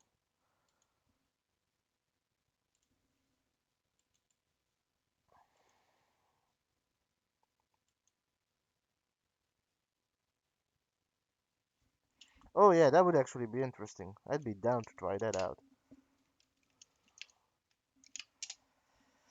It's Dart's theme. It's from The Legend of the Dragoons, which isn't all that famous of a game, which sucks because it was a really good game. It was a pretty interesting take on gameplay-wise for an RPG, but that was one of the most powerful theme songs of the game. And it is, as I said, hands down my favorite OST.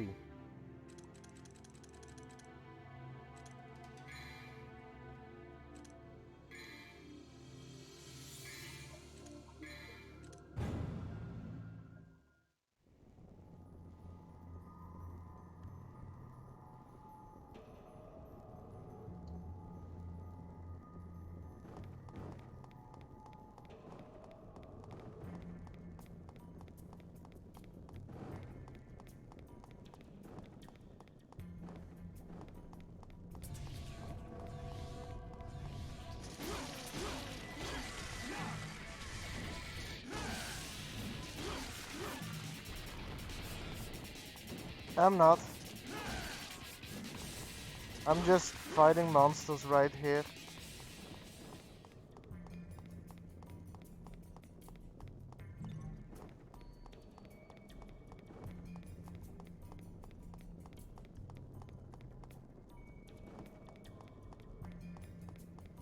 Okay, the arc that I start at, which isn't here, but here. And go right. Okay. Oh, got it.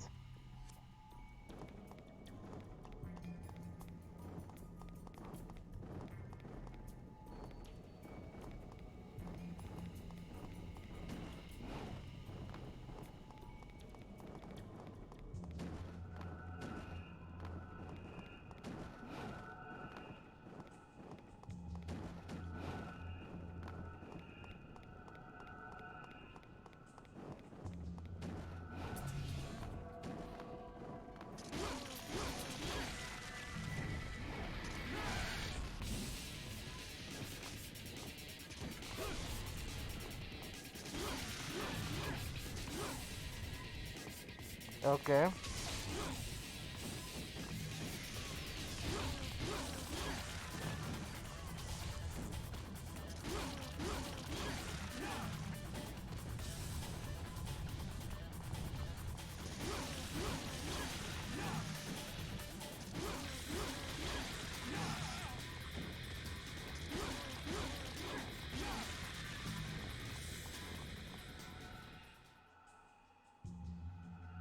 There we go.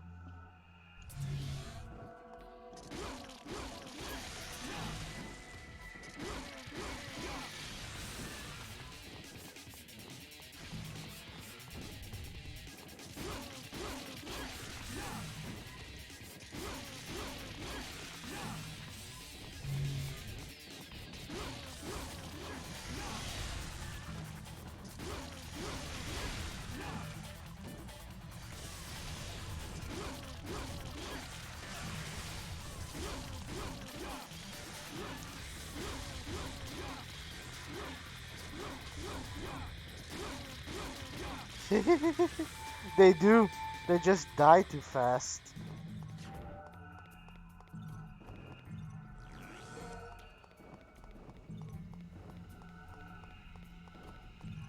Okay. That one was stuck in a wall.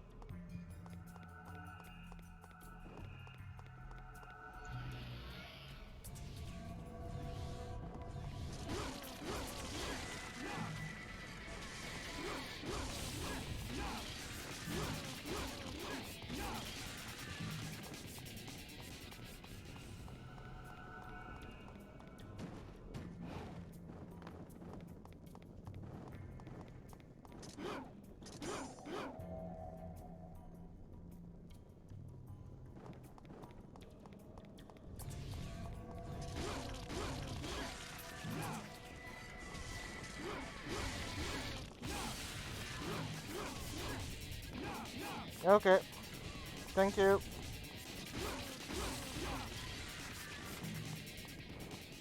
Same for blue orbs?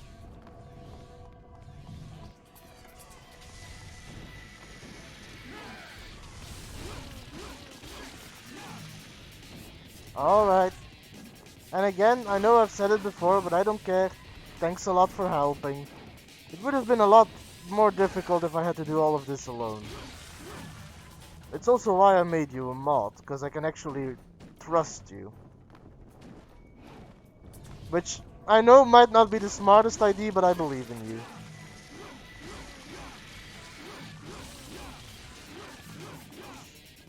I mean, I'm a heretic. Do I know anything sure?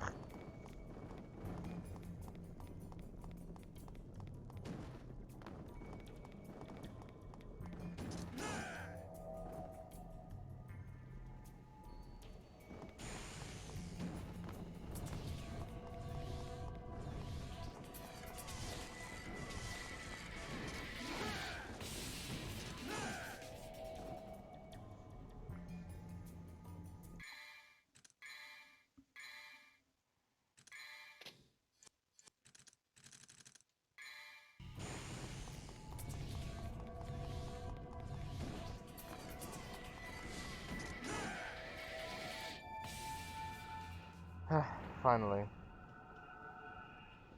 Nope. But I don't think Bound is here anymore to enjoy the awesomeness of that joke.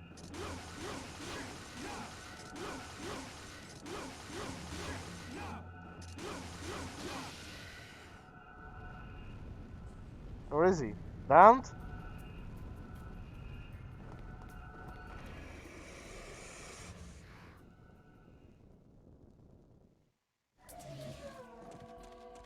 Okay, hi. I got sucked into a black hole. Ow.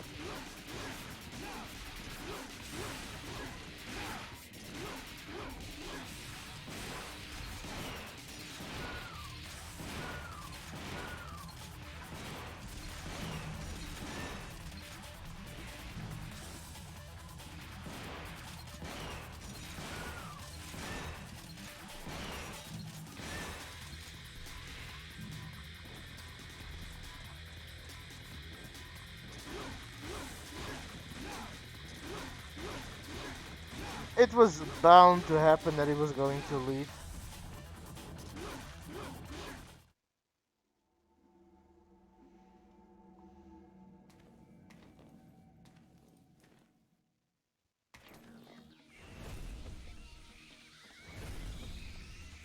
Moth, meat lamp.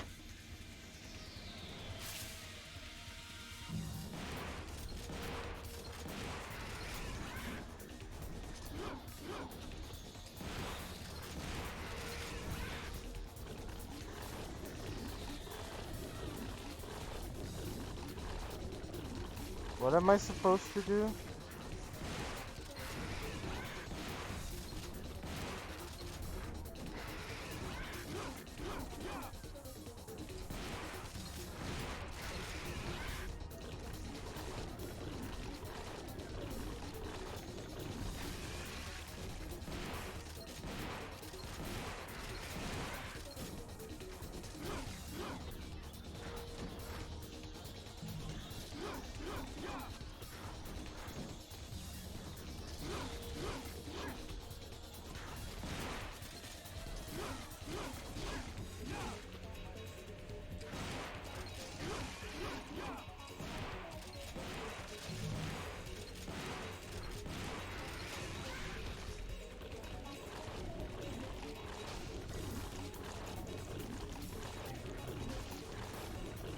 Alright.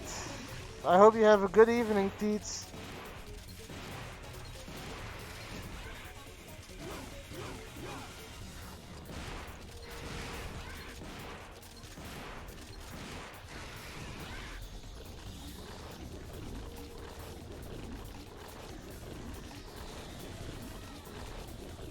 Oh. No, I didn't get the joke. Sorry.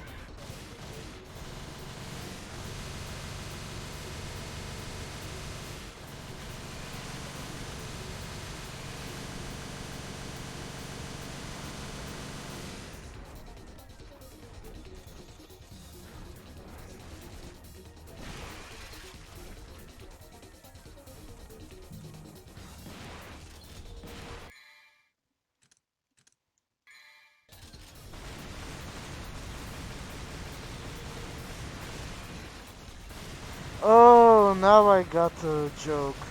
Sorry, in my mind I was still thinking of our bound jokes.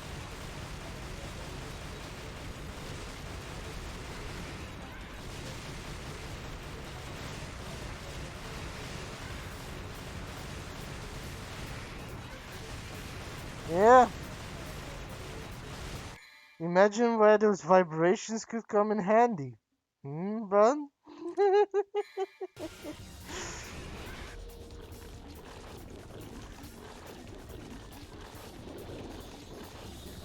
Don't die now.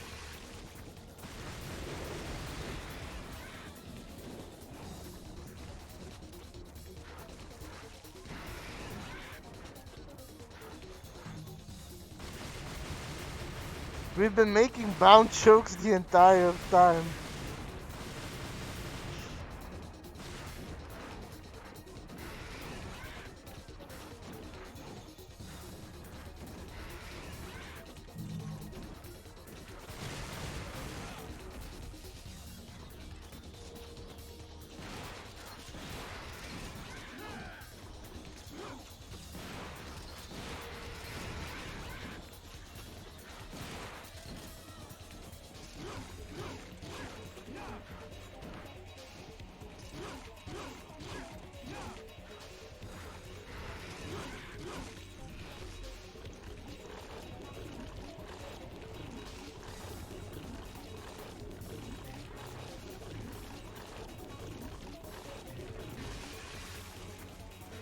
Sorry, I'm a little concentrated to follow the chat precisely.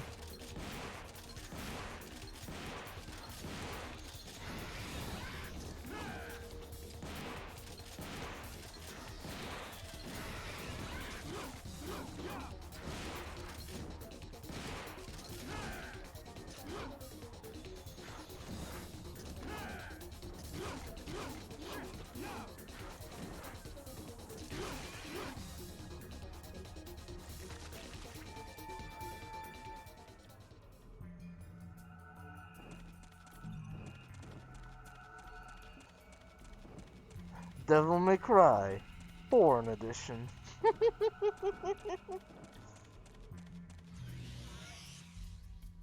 That's a good one. That's honestly a good one. I like it.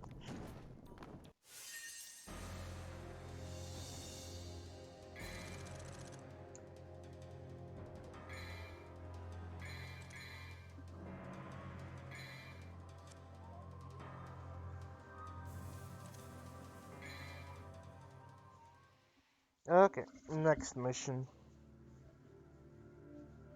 He wields a spear and is obeyed by the wolves. His single eye possesses knowledge and hate. He is the one who brings misfortune.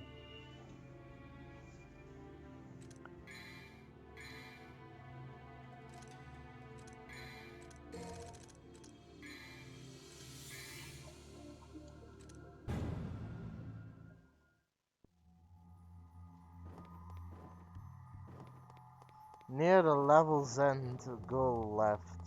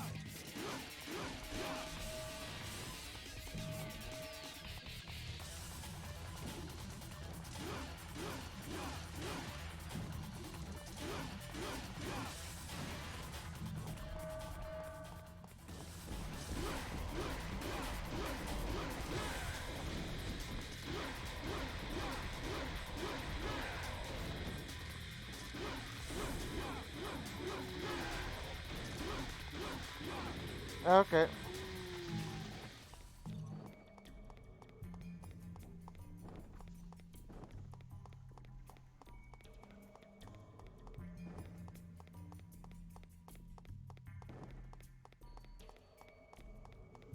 Like, honestly, I'm going through this right now, but I don't.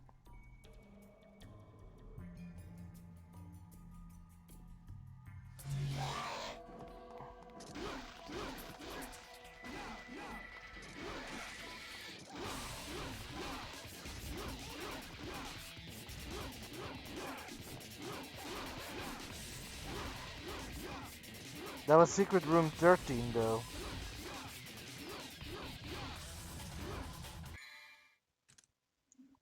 Wait. This is Mission 11.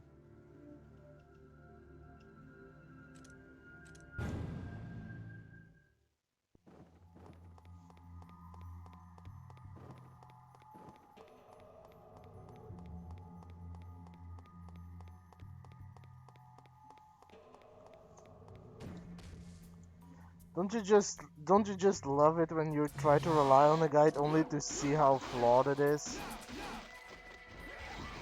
What are you using?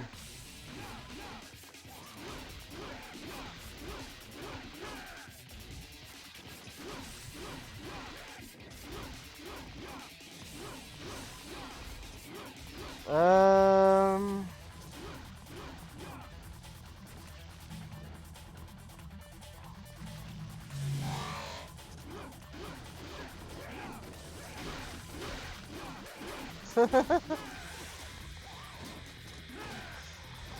Honestly, I don't know if it's any better, but what I generally tend to use is the wiki.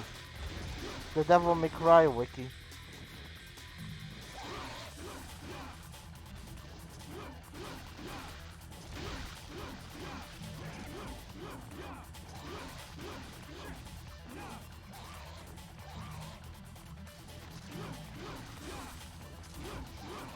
Wait, let me see if I can quickly find it, cause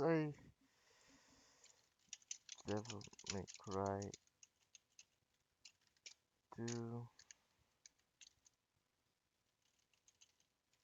secret.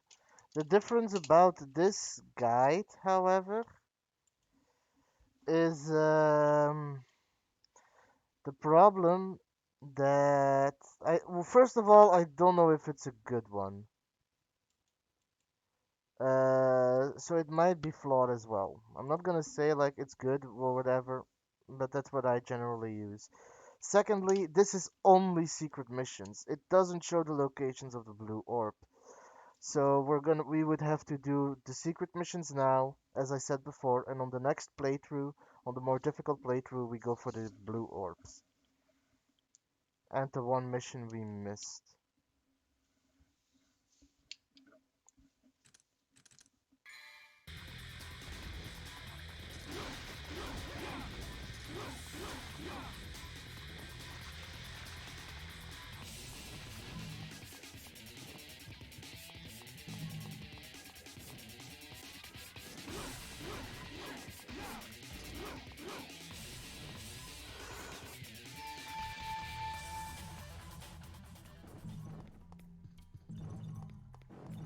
So I think that was secret mission 13.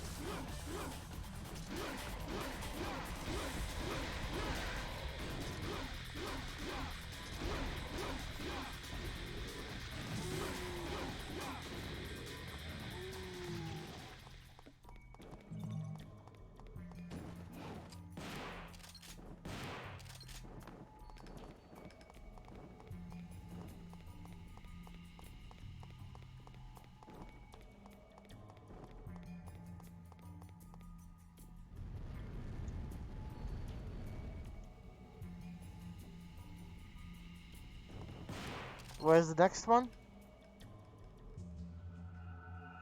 Wait, really? That I selected. Why did it give me Lucia? I asked for Dante. God damn it. Hmm. Well. Devil May Cry walkthrough secret rooms. Here. Sorry. My bad. Sorry. This should be the correct one.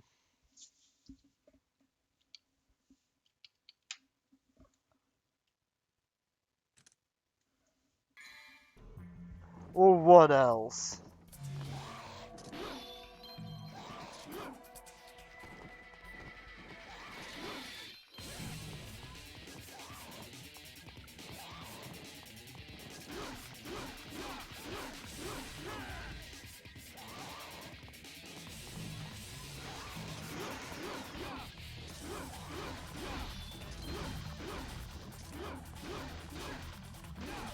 Honestly, that might be fun, but I don't think I'm ready to face you yet.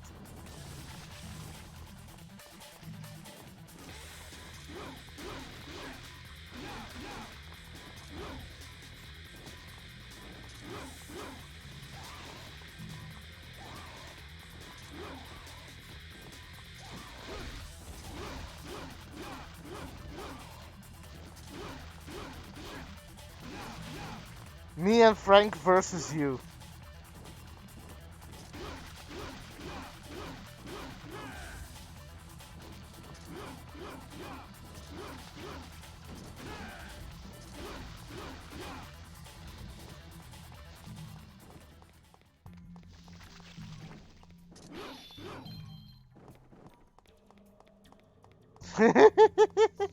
You got a problem with my Necrons?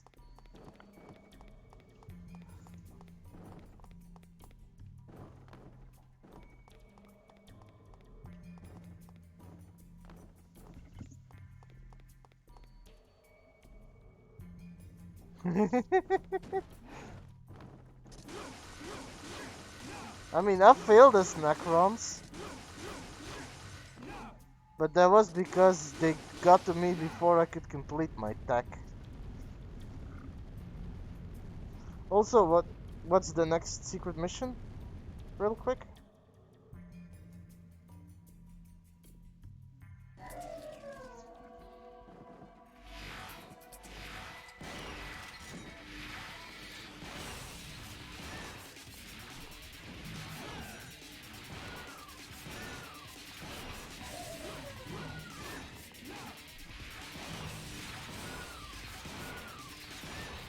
I think this might be the one I'm in.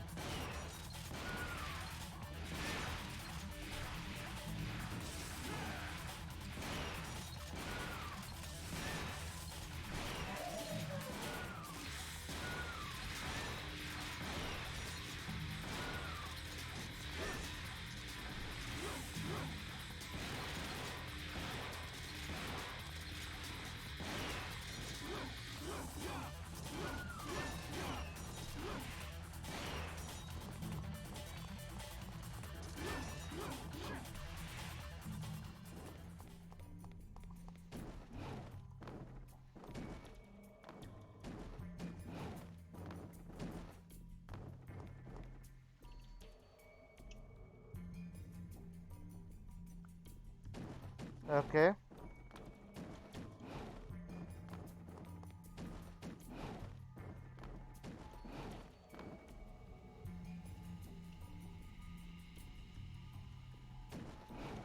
Aren't cats always like that? I mean, it happens. You don't need to apologize. You've got, like, things you need to take care of as well. I'm already glad you want to help. My cat is also like that. Ironically, my cat is also named Luna. Maybe it's something to do with the name.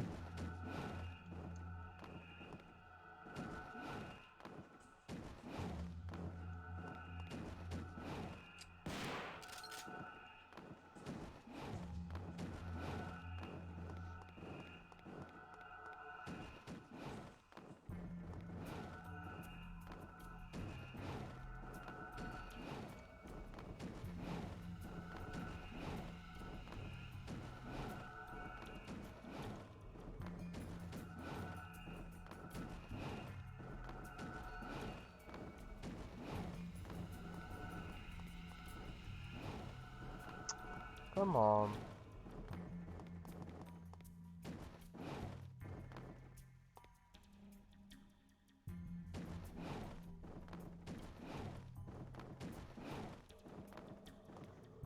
Really? That doesn't sound like a good name for a cat.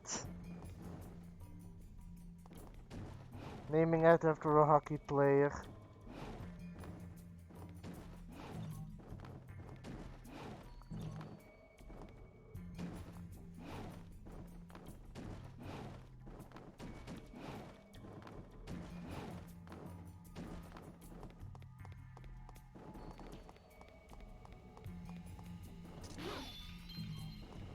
So I need to pay attention to when I break down a door.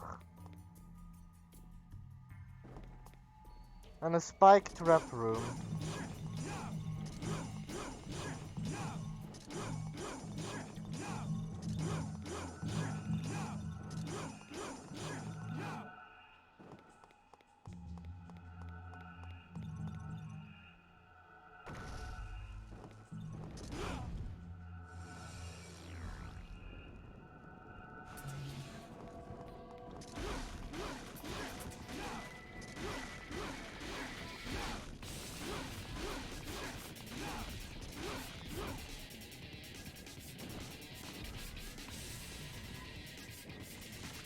Honestly, these guys remind me from the bosses of the third one, Ignis and Hydra.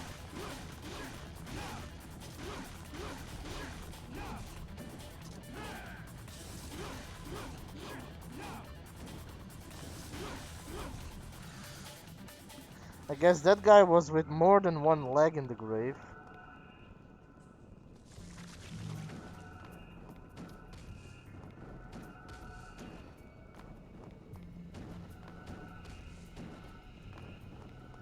Well, I'm in a...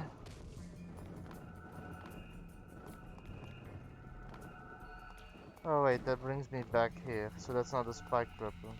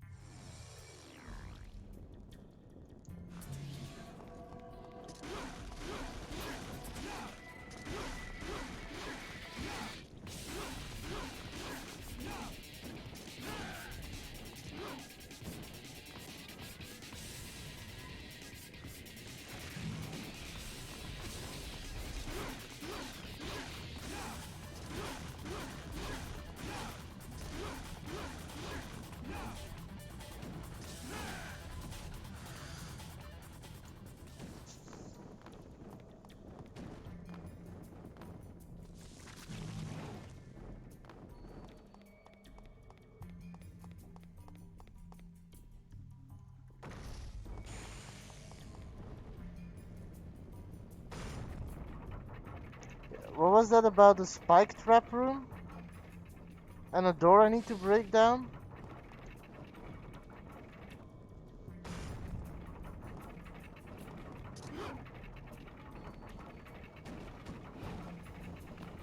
I'm trying to think in the meantime of other things that I can talk about on the topic of sound. Now, I should probably say it's not supposed to be like I will talk throughout my entire podcast about the one thing, like sound now, but I am going to try and talk about it as long as I can.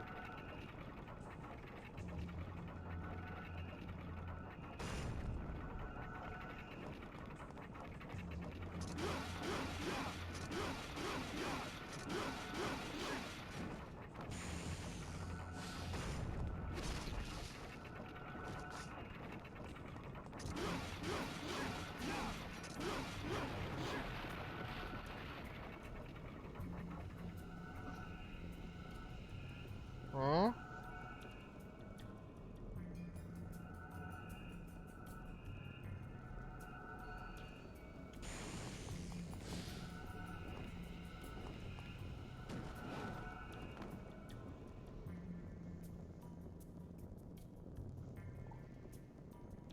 It's okay. There's no rush. Take your time.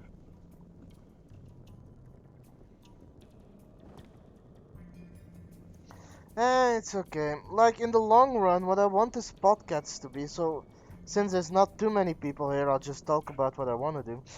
I've always wanted to make, well, not always, but when I started streaming, I always had the idea that I wanted to make a podcast, but I don't even know how to make a podcast by myself. Originally, I was trying to look for people to stream with, to make a back and forth so that the streams wouldn't get dull when I got to concentrate on the mission and I had someone else talk for me. But that's not always an option, especially for the fact that I'm an insomniac, so the people aren't always, not the same people aren't always awake.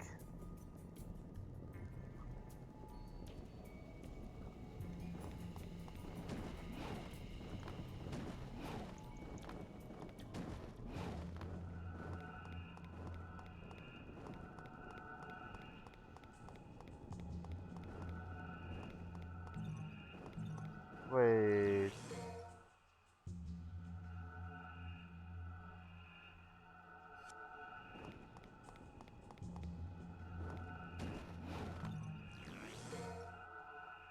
Found the blue orb.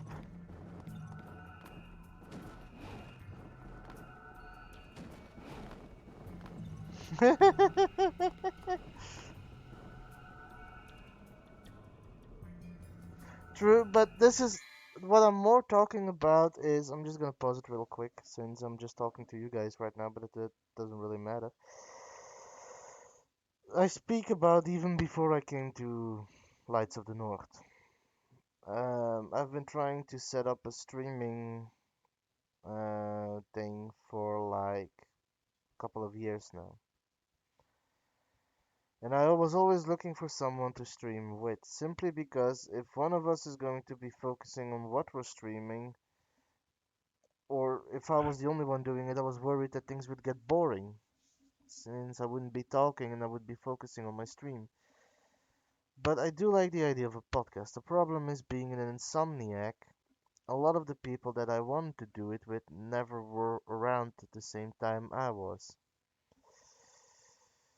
So I just decided to go up and do it and start streaming by myself, but without the podcast aspect. However, I do sincerely enjoy doing podcasts, talking about certain subjects, whether or not it's game related. And I just decided to go up and go for it. And I decided to go with Wasteland Radio.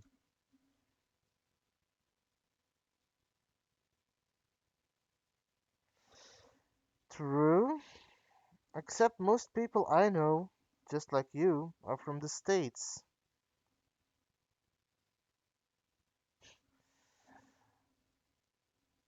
But most people that I know are like you from the States.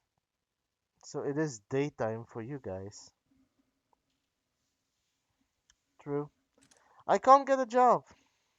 I'm in health reasons I can't get it. But at least I might get payout from the government. At least that's something.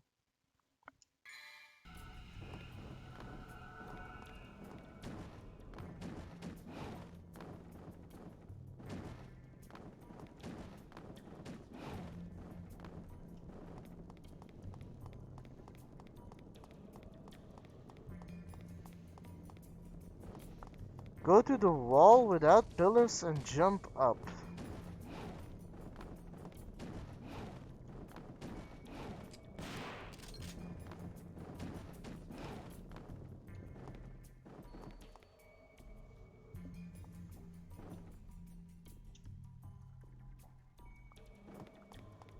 Oh, that was the orb. I thought we were doing the secret mission.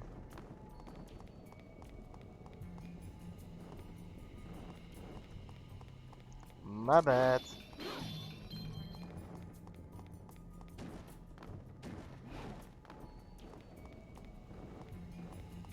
Place with glowing platforms. Okay.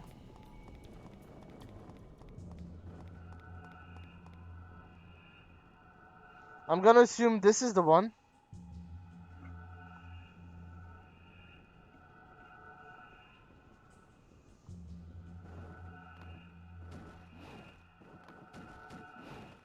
But yeah, so in the initial stages, a lot of my podcast is not gonna be professional. I'm trying to learn how to do it, and I'm not planning on like going with one subject and just staying with that subject throughout the entire podcast. But that's what I am gonna try in the beginning and see how well I can keep driving on to the same subject.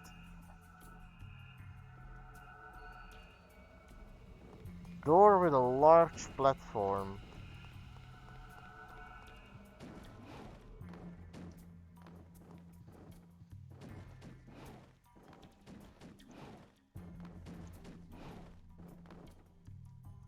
Oh, found it.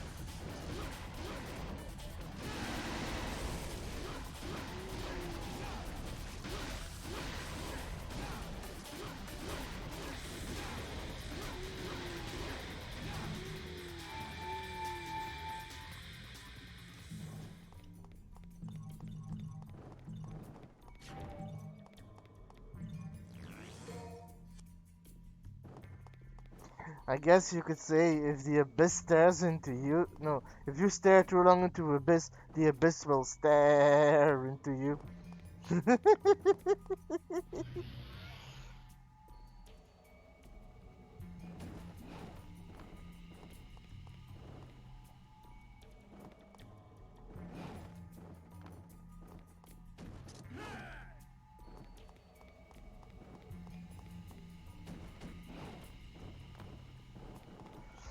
So, what's next? Oh, hi.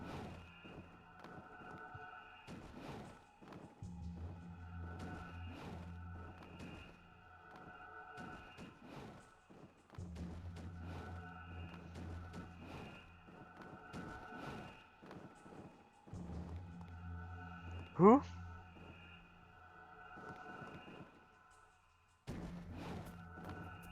Believe it or not, lol.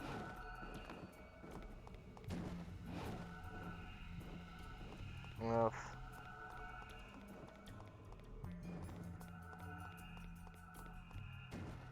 Hey Vic, how you doing?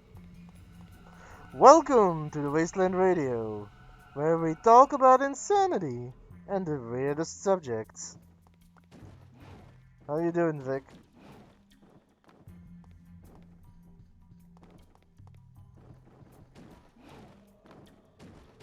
Yeah, I decided to change my stream into a podcast. Honestly, I might start using that as an opening to insanity, insomnia, and indecency. Welcome to Wasteland Radio, bringing you your daily dose of insanity in this insane world.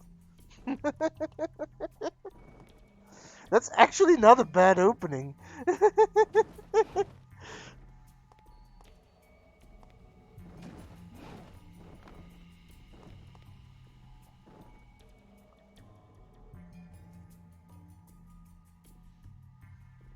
You got a problem with my opening?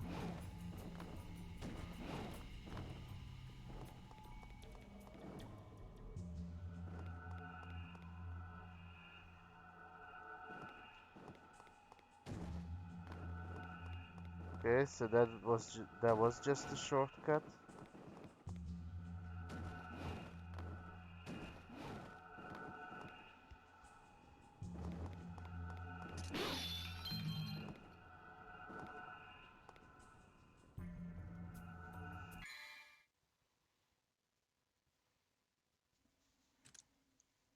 That was everything in this mission?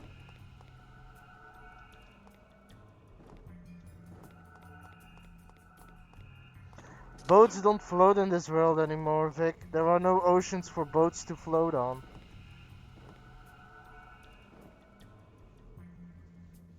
Or you do it like Deeds does.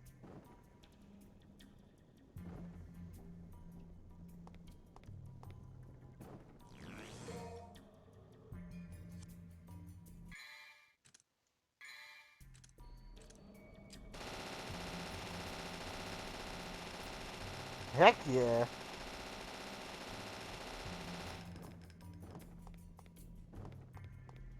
It's okay, Bun. Don't worry about it.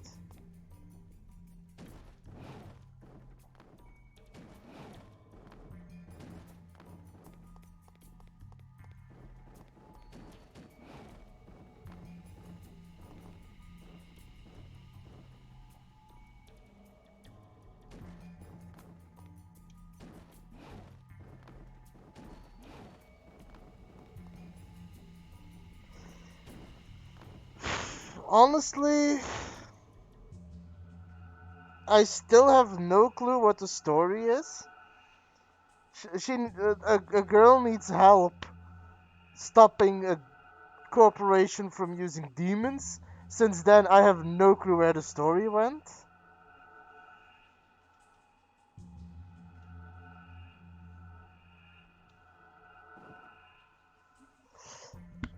Oh, that sucks. I'm sorry you had to go through that, Bun. But yeah, I don't know where the story went. The combat is clunky and it's slow. And half the fights are boring. I just had like a couple of the most boring boss fights.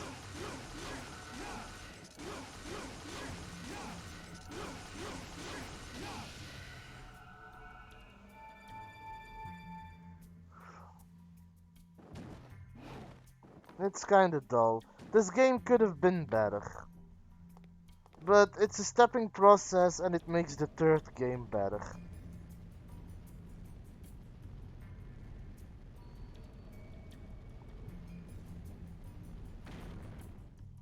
Oh god, that would be even more boring. But at least I got machine guns.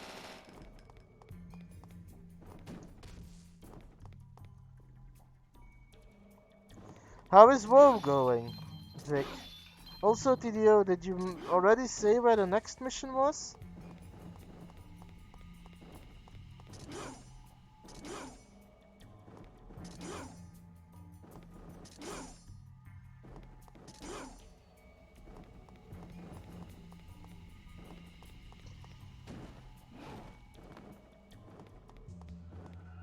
Do you think dreams have meaning? Yes and no. Well, yes. It's a loaded question. In my belief, in my practices, I believe that dreams do have a meaning. Up until a certain point. There is a practice called lucid dreaming, which is a practice where you learn how to control your dreaming. Once you're in complete control of your dreams, what you dream is subjected to what your own limitations is. But that's when dreams start having less meaning and is more about pliable control. However, if you take away the practice of lucid dreaming, I do think that most dreams have some form of meaning to them. That's what I think. What do you think, TDO? Actually, I'm curious to hear your answer.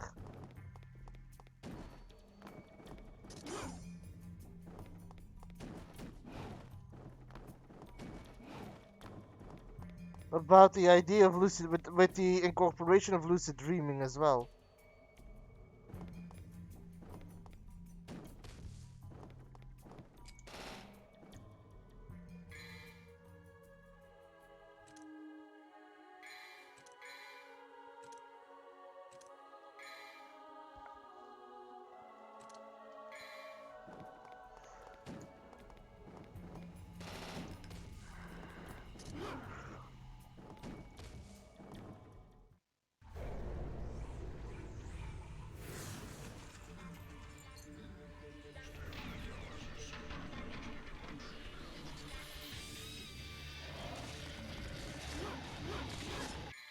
Also, when you said come again, yeah.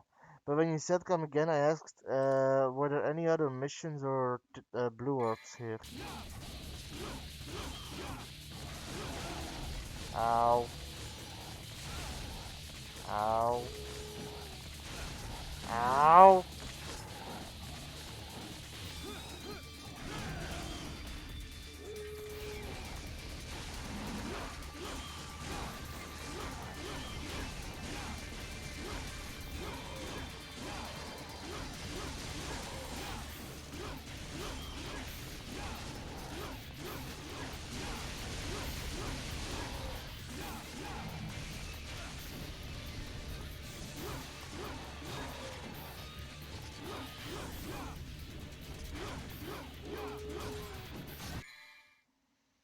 Mm.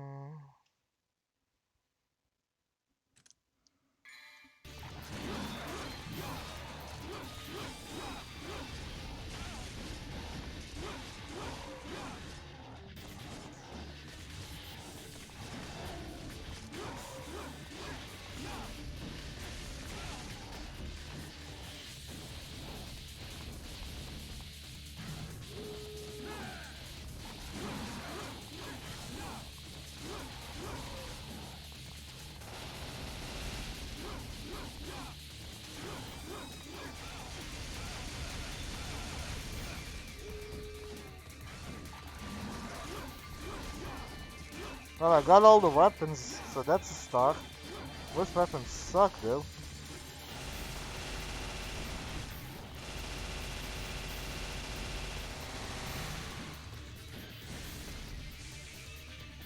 Okay, and now the big guy. You mind if I get up?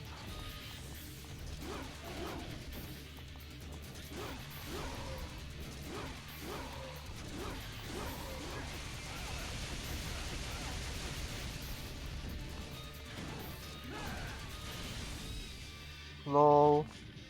Maybe. Maybe Rat gave them another visit.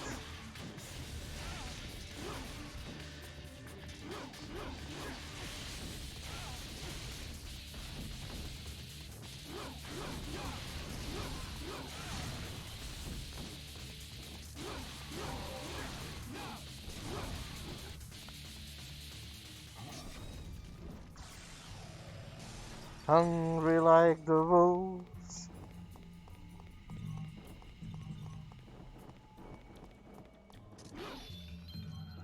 But yeah, I do know what you mean. Like, dreams are unique to each individual, so you gotta know something about the individual in order to know how to interpret a dream. But I do believe that there's also a limitation on lucid dreaming. Because once you start practicing lucid dreaming, there's also part of the dream that's not quite real anymore. Well, not really real, but it's not pure, if that makes sense. At least that's what I think.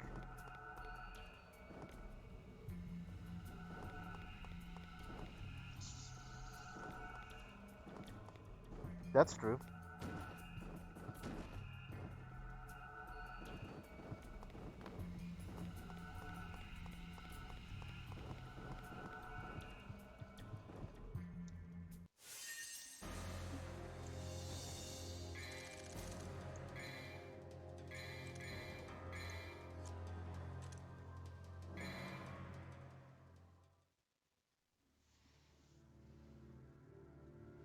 When the hunter and the protector meet, the last mystery will be given and received.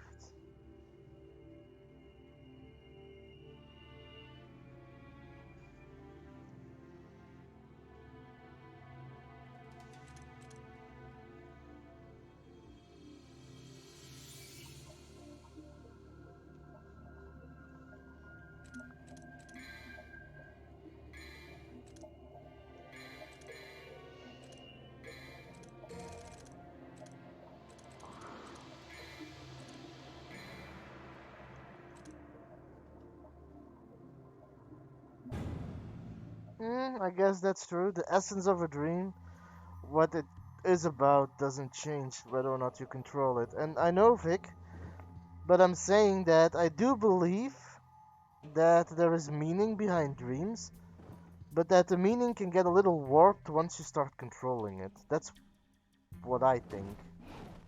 But what Teach says is also true because the essence of a dream does stay the same. I'm gonna give an example actually. Um, if you remember, TDO, a discussion between Yumi and Sin a couple of days ago, I think, when I had a weird dream. Yeah.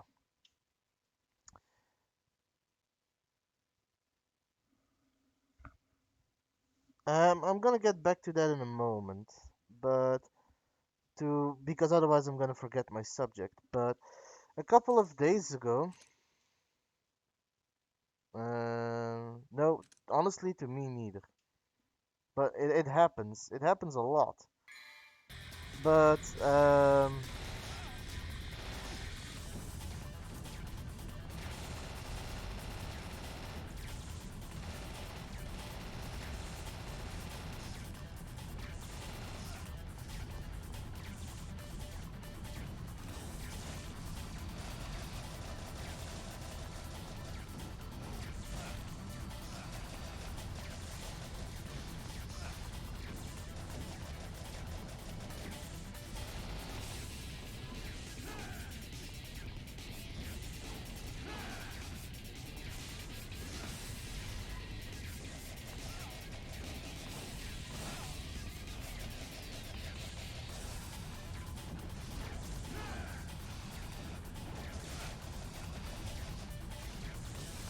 anyway, um, a couple of days ago, or a couple of weeks ago, I forgot the exact date. I had a bit of a weird dream, which doesn't happen all that often to me. Like a dream that bugs me to the point where I sought out people's explanations for what they thought of it. I know, no worries. And in the dream, it basically started as a rash on my arm, but it got so bad that it actually started decaying before my own sight. So my flesh started rotting and it started falling off. Which is a subliminal message that you crave changing. Especially since it was a right arm. Exactly, Bun. And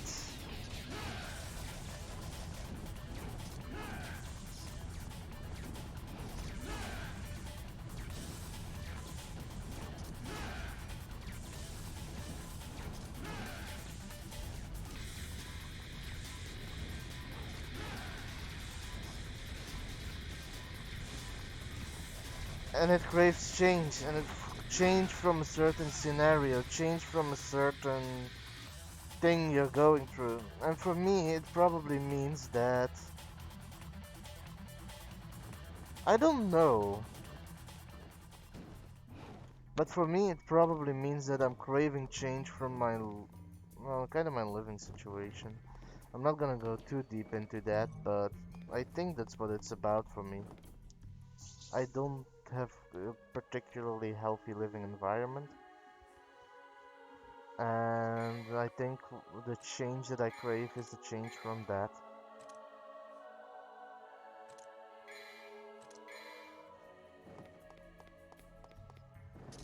I might be wrong though, but that's what I think.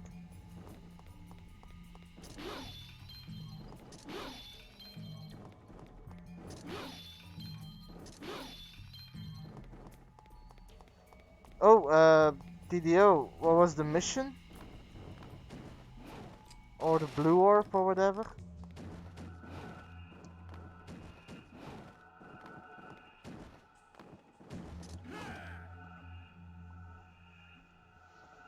As you do, I'm quickly gonna check what I missed.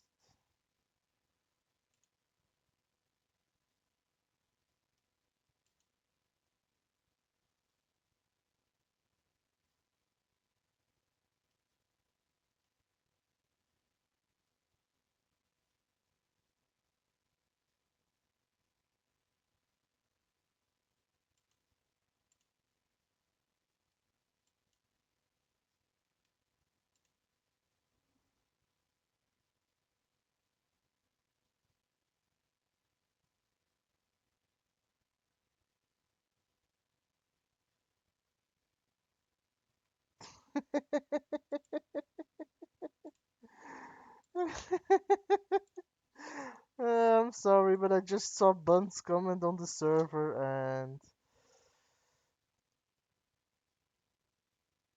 Oh, mission 12. So when you start level, you need the door directly behind you, so I'm gonna need to restart the level. Okay, anyway. Rotting teeth in dreams are common. When you come across dreams comparing rotten teeth, it is often something important to you. You will say goodbye for good. It can be a thing, a person, or even something concerning your career. It is a dream which represents loss or fear of losing something. It's interesting, but it's not the same thing. The idea behind rotting teeth is that you're afraid of losing something important to you. The idea of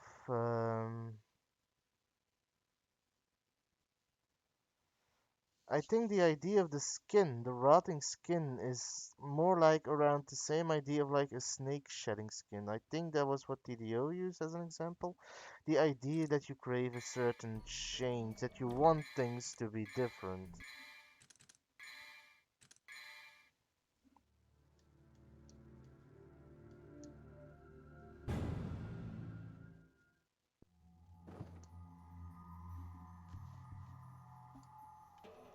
Secret Room 15.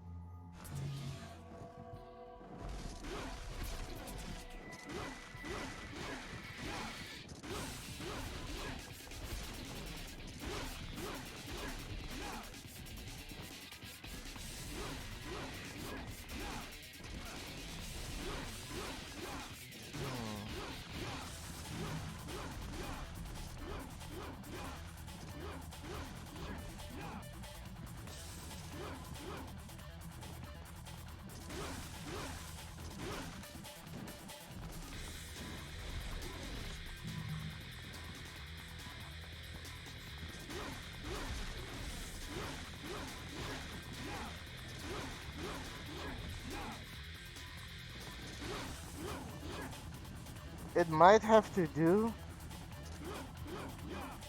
Lol. Isn't that always an identity bun?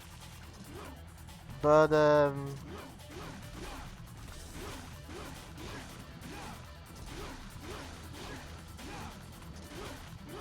it is. It is.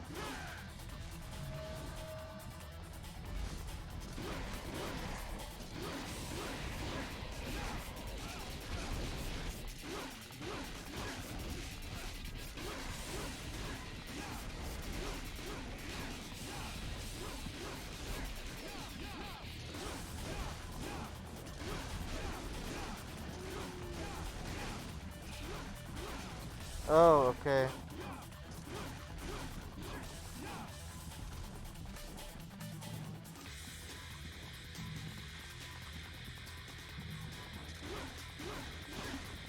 No idea. I would have to check out precisely after my stream. I just looked while I was pinged. I don't like leaving pings on.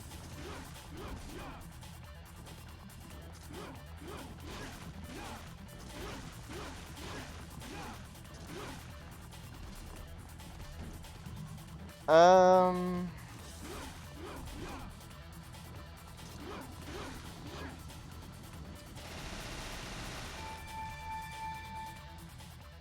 I've never had a dream about rotting teeth either. And it's true, not everyone has it, but I think that's what TDO meant. Like, what dreams also matter is whether or not the person who's dreaming it. You need to know the person in order to interpret it. Like, for you, I don't think that. This is just my opinion, but I don't think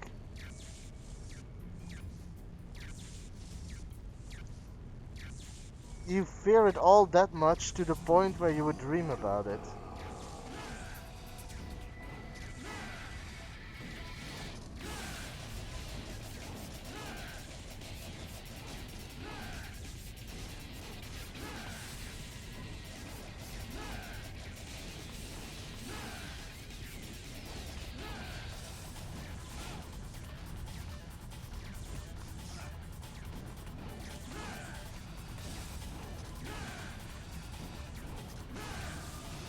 Anyway, that was too vague, just for clarification.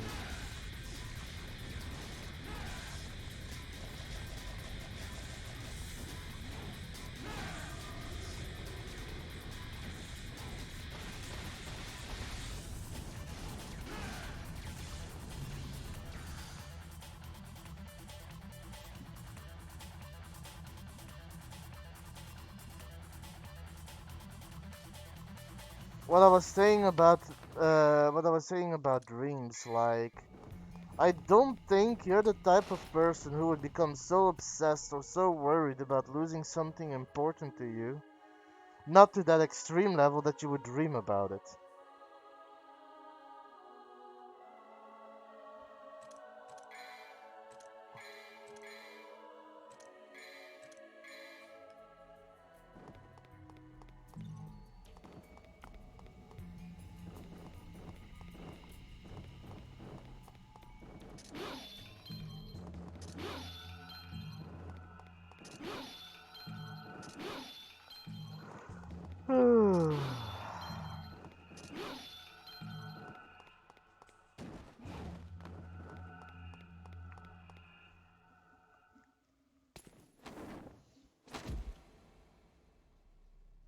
That's what I mean. Like, it also matters Did you on like. find what you were looking for? Yes. I'm first gonna watch the Now cutscene. we can stop Arius's ambition. Whatever. But actually, I do not deserve this power.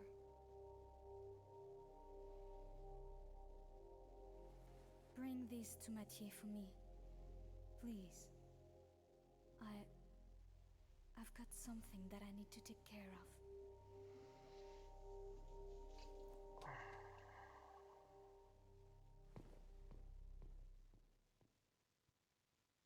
Yeah, you had that twice when you were gonna visit me.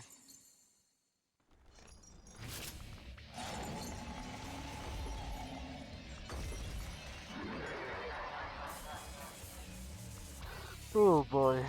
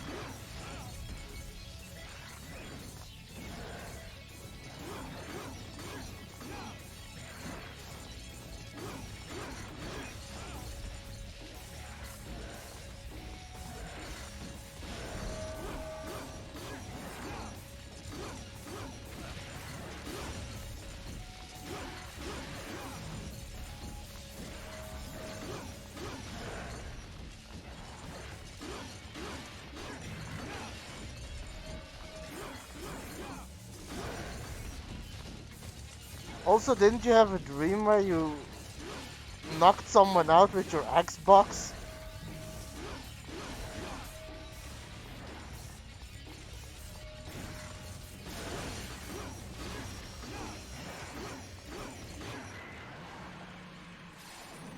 Ball and chain.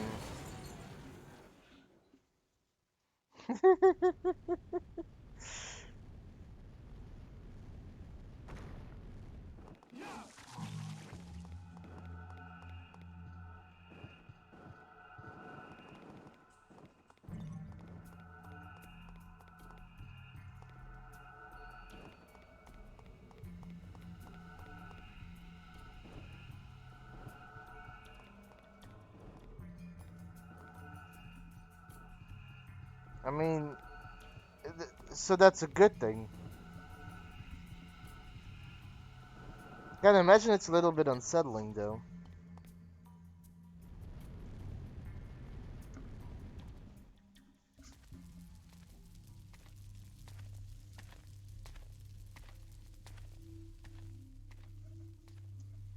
It seems you have obtained the final arcana. It's from your daughter.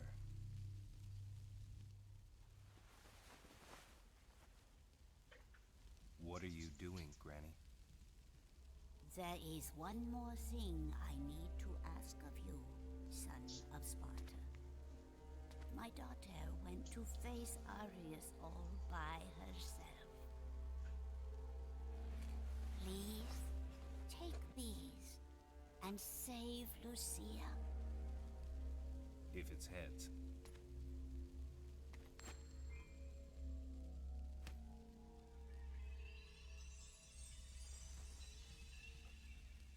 Your lucky streak continues, Granny.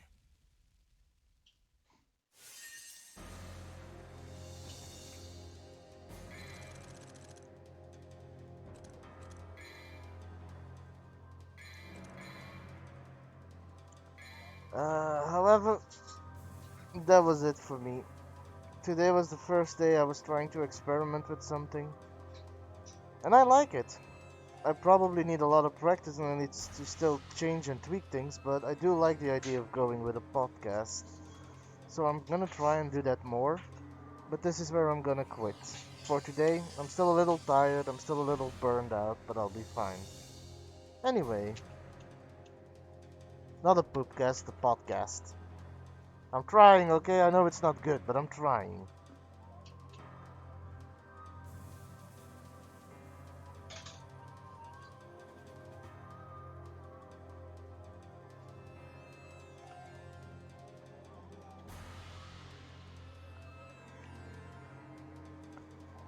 I mean, I'm sorry, but it's also like 4:30 in the morning. Besides, I am a little tired. I've poor sleeping schedule and slight burnout, but I'll get there. And maybe you'll be active next time more. It was fun having you around. And honestly, Deeds might say that, but I appreciate his company. He's always here and he's a good pal. Anyway, that was it for Wasteland Radio. Hope you all had fun and tune in for the next time for even more interesting subjects. I wish you all an apocalyptic evening. Apocalypse out.